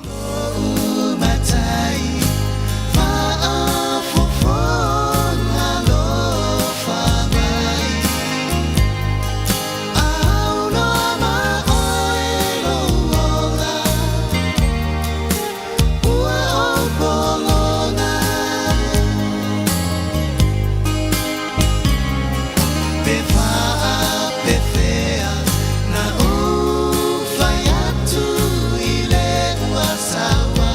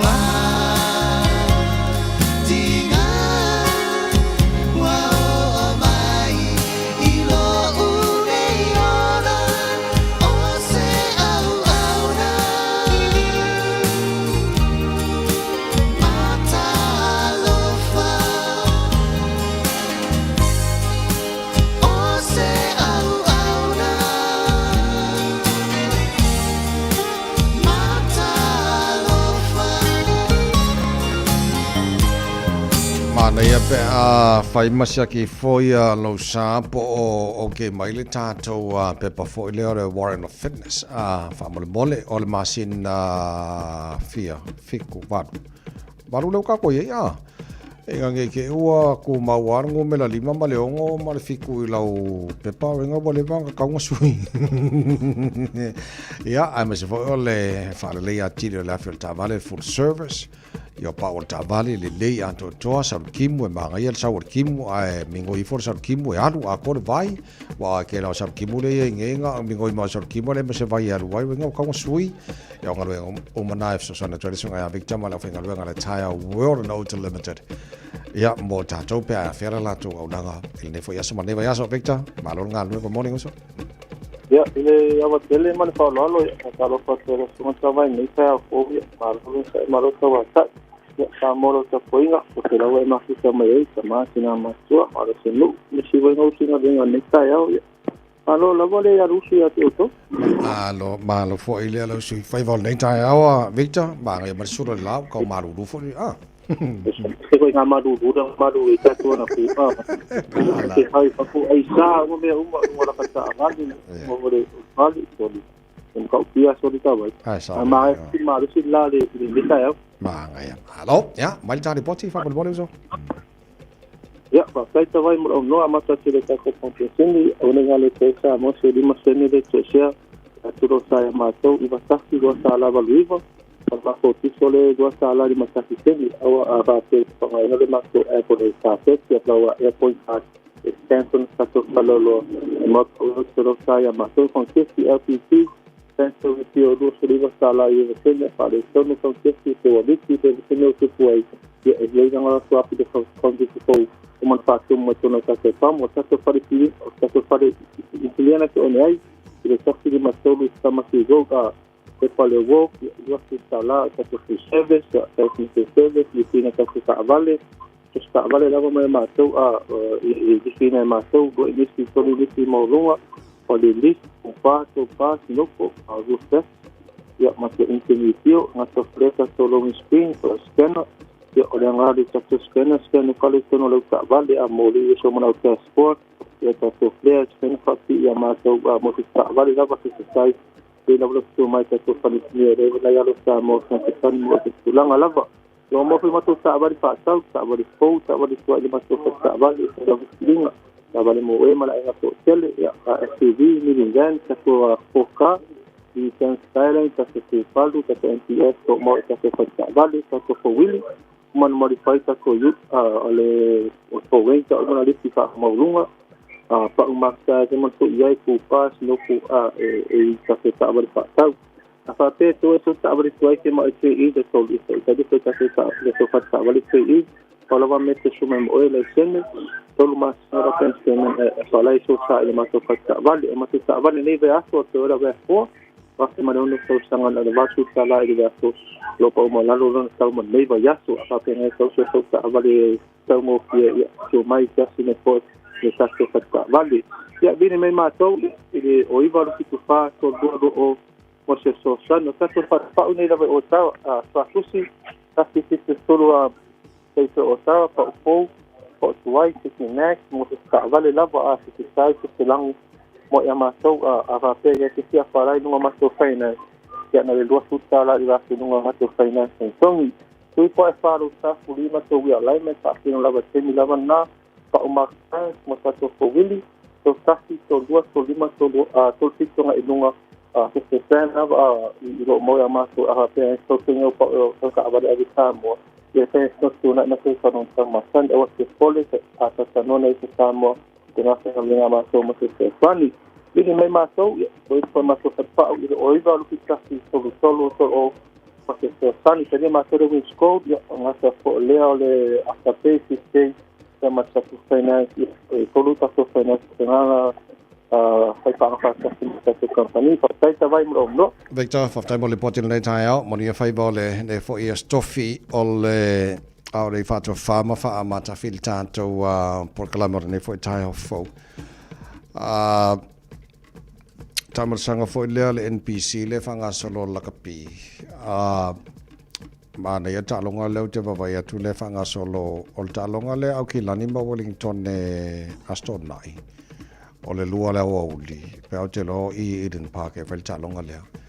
Lalo Samoa leo a mission filfili lo peleki a le sakapteni le Hurricanes. A le ta'alonga le au leo Wellington le sunga ya Duplessis Kirifi. Le masanio na tamo e le loose forward a numero fitua. A lo ki kilo akor ka alonga le mau kilang. Le la kamo e call backline. O meres fulu dua. Sorry. Maka o kia fo ili game plan o mai mawuring kong eri. Ia e o lau titi loatu na neli taia. Ia o ngā ngila le a makaita longa le NPC o nei weekend. Matana nei le ta longa tarana kima Waikato. Sifuru telefitu le fefiana nei. Ia on fasolo le taeao. O taeao leo ke wawaku ka aloia o i la skonga po la stonai ia lelei taeao o la skonga i la ka aloia kilangi ma Wellington ia ma Bay of Plenty ma Northland ma Hawke's Bay ma Tasman o yo taeao o poka ele o ngangi o kaeao ka aloia taranaki ma Waikato fasolo le talonga la stona ia ai pe o nai vangara na ole ni foi taeao ma tara po kalame ma natu e ma yelo ao ma tulo lima ta o fato fa o le foi taeao mo le atu whafte tele i lau te talo ma lau tapo inga.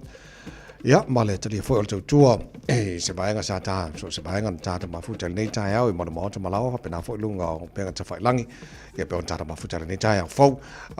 O le tue whaasa lau wina o taru tal fau pia tale tu la se fulu, so ngā se ulu malau ia ma le pokalame fifia mai.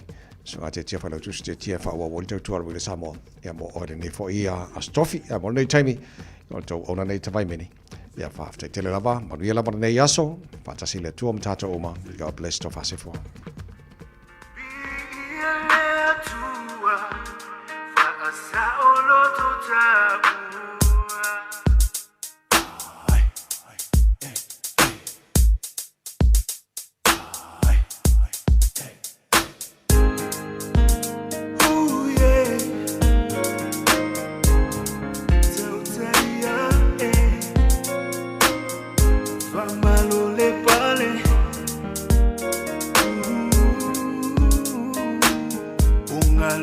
Fafatisina Ningaluenga uamaea Uasetongela ngatila Fa apulo wile tualima Lingongo ole tuasivi Ualele mawalunga ilunga Biile tua Asa oloto tabua Ungalua fafatisina Nengaluenga uamarea Uasetongela ngatila Fa apulo wile tualima Lingongo ole tuasivi Ualele mawalunga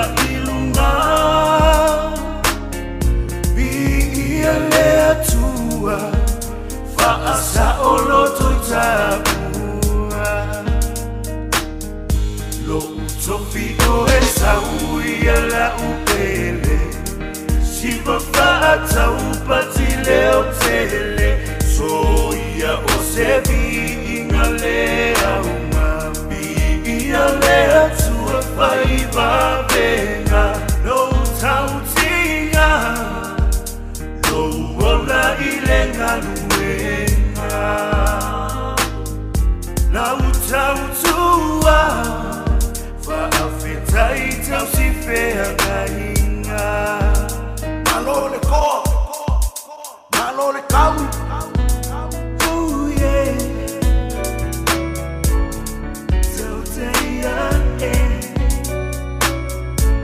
Malole pare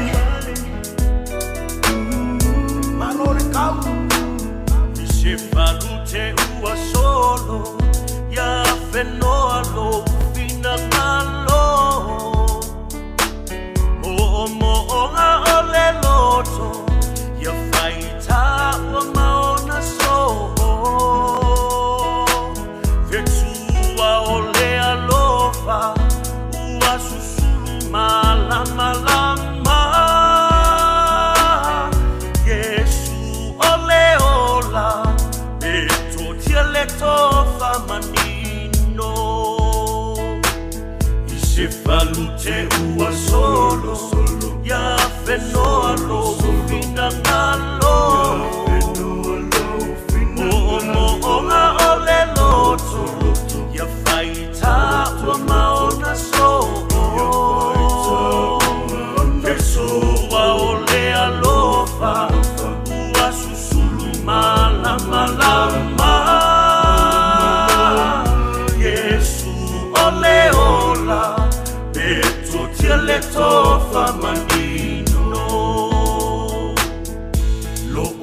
tofi oe sau ia la upele Isiva whaatau pati leo tele So ia o se inga lea uma Ia lea tua whaiva vena Lou tau tinga Lou ola i lenga luenga Lau tau tua Whaafetai tau si whea ngainga Lou tofi oe sau ia la upe Siva whaatau pati leo tele So ia o se inga lea uma Ia lea tua whaiva vena Lou tau tinga Lou ola i lenga luenga Lau tau tua Whaafetai tau si whea ngainga Tau teia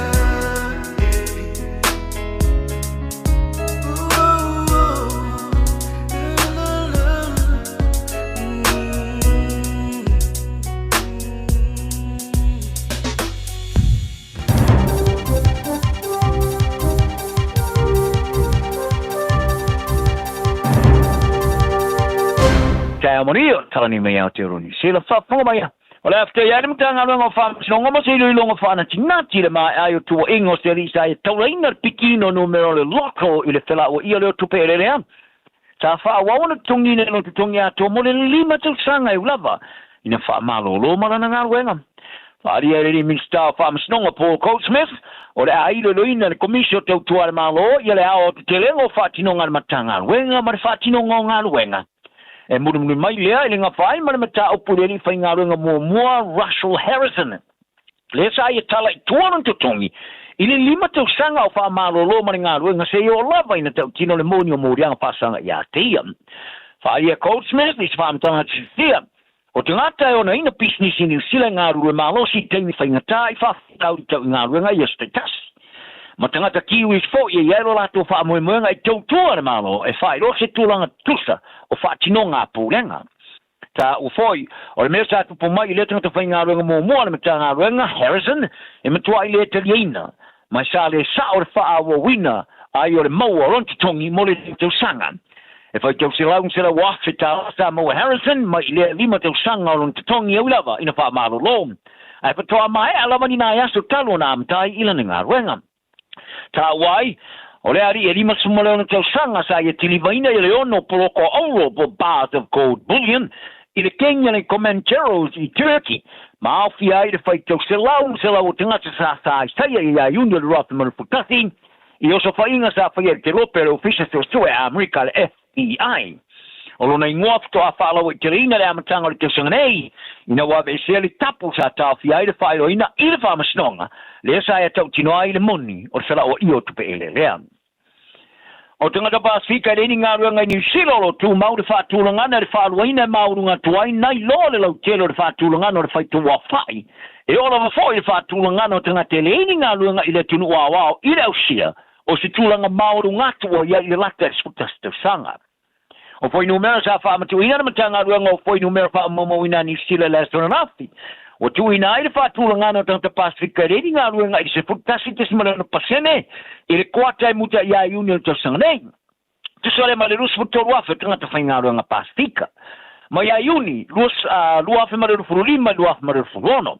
E se furu pasene o tangata Pasifika i whaus te ngana masani o lo su e ni ngā ruanga a ele ai niste mau ni se ngā ruanga. O silia tua ilea, ma le whaalua ino le whaatulangana whaare tau sanga o le lima te simalano pasene o le whaitau wa whae o le tino. Ai o le tele na foi leo tangata Pasifika e whai ngā ruanga nani nai tūla. E lusu tasi te simale tōru pasene mo le tau sanga, lua te simale lua pasene o siti ai. O tangata ele ini ngā ruanga le tunu au o siti ale lima te simale ono pasene le kuata le nei. Se whaatulangana ele au sia taru mai se tema o le rua festivalu lima. O tangata Pasifika ele ini ngā ruanga sa oso ilunga le whaatulangana maurunga o whaamaumoina ili se furulua te simale lua pasene le kuata e muta ia te sema o te rua fe mare lima. Ai te mene o whaaria e whaarabu tonga sosoani mo tangata ale Salvation Army. O foi numero mo ni tangata e ini ngā ruanga. Te tau na tiro e o te wala au. Mora tunu. E winga e maraonga mo re sosoani tupulanga mo sa i o ngā ruanga. E se lausu fitsu tasiafe. E le ini ngā ruanga. Fituafe o si kia iai pēr whātu satu i le kwata mo moatu. Ma le se futoruafe o maurunga tuai nei lori tau sangaru matu. O le numero tupulanga sifurulima lusu whātu sangare mātua e o ieni a onga. Le ini ngā ruenga ai poni a onga whātai tai. O si kia le sifutoru tismarvaru pasene ma le sifurulua tismariva pasene sa iai. Whāria le ri whaurulo a ienga whātinam whāwhengana po papa. O tiro e Salvation Army le numero tele o tangata i lalo le lusu lima tau sanga. O suatia i la tomose nangolango. Ta e whāri ai, i le porkalama re checkpoint le tiori sila. O no i eite maraonga moni ama no le mo tanga televo sa i ai o onga whātai tai, e awa i ai. Mga ruenga i mawhaiona fisosoni i la to e whawai ai, ni awala i o lato walanga. Ma e ta o foi, o tanga televo i lalo le lusu lima tau sanga o i lato o Maori Pasifika ma tanga te iei a fianga tu mau, e mawhuri iei a fianga. E tari tonu i leo, o le mama whātua whasalanga e whaona o vea, ma tali le sa ilia whātapito i leo ngā oi i whareloa. I whamaunga mari tūla whono whamtalangaro i o whareloa. O morianga ri ngau i whareloa, wo i se tūranga pito siri atona mawurunga te tono skuri matau sanga. I le tos furu ono awhi o morianga sa whātoai. I le tau sanga i ruawhi rufu wha, i ruawhi mari rufu rima. O le numero, o rima taita i naise numero pito siri atona mawurunga o whatalanga sa whaia. Ene whaamasnonga te tono le tunu mustai mumoa. Sa longai le presidente le social leo Steve Watt le tori in stok se bi. O ni whaasalanga ma mawhatu to wa we mwhai. O na whaono sui ai ngā mio tata. O ia whina wai. O le pongai o tiltiro i le maurunga to whaasalanga whaia. O na ele o iai te whātu thina. E awai le ngoisis. O tau fia re ri min stau whare pui e le fuafuanga iwa miliona tālai o pui nei vai la au wha Māori po le rong noa. Mo le ola mālo roina te tono whare pui. E au fia i mare o pui nei pāngo tau fuafuanga Māori. E no fisilingi e winga i le porkalame. Sa amtaina le matanga ruanga o whare pui ale ngā se senga o le amtaina o le tau tuai whare pui umai ni sila ia iulai. O le rong noa, o ni vai la au wha Māori e au fia i ma vai la au wha tau la sepo herbal remedies. Po tino ma fa malo longa fa le nganga. O nei tua o lisi na mai fa matalanga o fuanga na matanga longa for pui. E au fi fa solonga te talo. Ma tau tua o fa Maori, po le wairua, ma le miri. Ai o fa ria me sta for pui Mark Mitchell.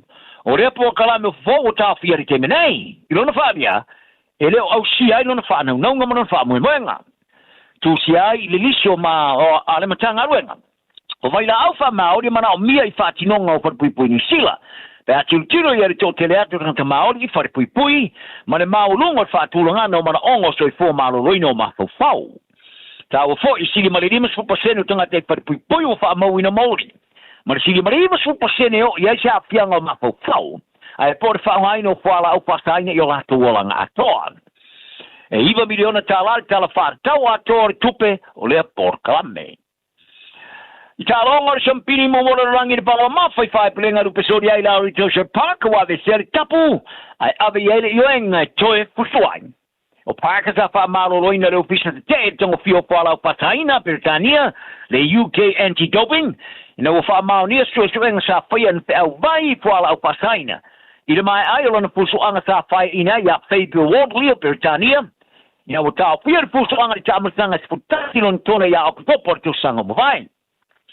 O le ungo le suenga sa mai tau ina ia whae rongo whala o Pataina o kokengi por cocaine ilun tino. O le asona nafisa I ofo ina te whaamtalanga I le vaianga o tala le Post, e whaamaoni ai la veseo le whaamalolonga, ma ukilia to stepwai I le tono le maia. Tai tā wai sa whautuina o ia aua, ni te whea se stala I le mata apu temnei, a whaamautuina ia whaamtalanga, ma ia whaapatai ai lana aunang lango. O lea whai unga sa le mautonu ai lea tamari e pio na ia tau tino mai e lawa a matanga e mama. Ma ia whai loero na whanau nonga e tui taliu le maia I se vawe iai. A le tamidei ui e tāru sanga ina ana aurang lango e lango ina ta mpainga re tama pulso pe New Zealand, Kevin Ika. Molona awa iatu ila na fusuanga o whasolonga o fusuanga o whai ina malo lo mo tanga te pusuai. Ili sampini langi po le World Title Eliminator, i le stona name. Elo Yesu whanau nong mo le All Blacks e tau whai le mu e le lato o wala ta alo ai, le lato malanga ta amilo Africa Saudi. Pea ta alo mala au whai tu malo Alice Thomas, i le stona nei, i le lapta inga le tamata alo Lucy Simon Parker, o le ta alo ua pera mo le si ta longa whaitoria. O le ta longa Cape Town, o le right ta longa le mo le All Blacks, i le lato malanga ta amilo e ono vai aso, valu e ta longa e au fie ta longa ma au whai tu malo e wha, ma ta longa whaitoria wha. Wharia Parker, e la tau tau sia ta longa te ziuma i na malanga ta amilo, o pera bon ta longa whawa malo. A wha wau tau ni ninga ma au siatu talu mai le teimi sa tanu ai. Mo se ura i malanga ta amilo a toi te tonu a tos sanga. O le ta longa mumone malai Cape Town o se ava no foi lea. E whata o toi se ura i whasino manga i le me o iari manatu o ni ta longa whata tu o le a iai male All Blacks. Tai au nei, te miri sila, e whaido ai le au le All Blacks e mo le ta longa male Thomas. Alo temenei, o lo fori mai tui mātua le hemisphere, o la rātou whātau teia tā ronga whaitau lia tōru o le All Blacks ma le Springboks. O Matthew Carley o Engelani o le ai alo wharihina le tā longa whaitau lia mō mua i le Malaya Ellis Park i Johannesburg, i le Sulus Fululu o le masina me o Kusum. O Nika Amashu Kelly o Georgia, o le ai whātau teia le tā ronga whaavau malo in Malaya le DHL Stadium i Cape Town i le Stona e Soai, Luas Fuluiva o Kusum. O tā longa whaitau lia loni tonu o le whātau teia le Angus Cardona o Australia in Malaya le FNB Stadium, Johannesburg, Soweto, i le Solimo Setema. Tala nal le yas, iai perfile mu le tunu, manui e lava, toi tu lao. So.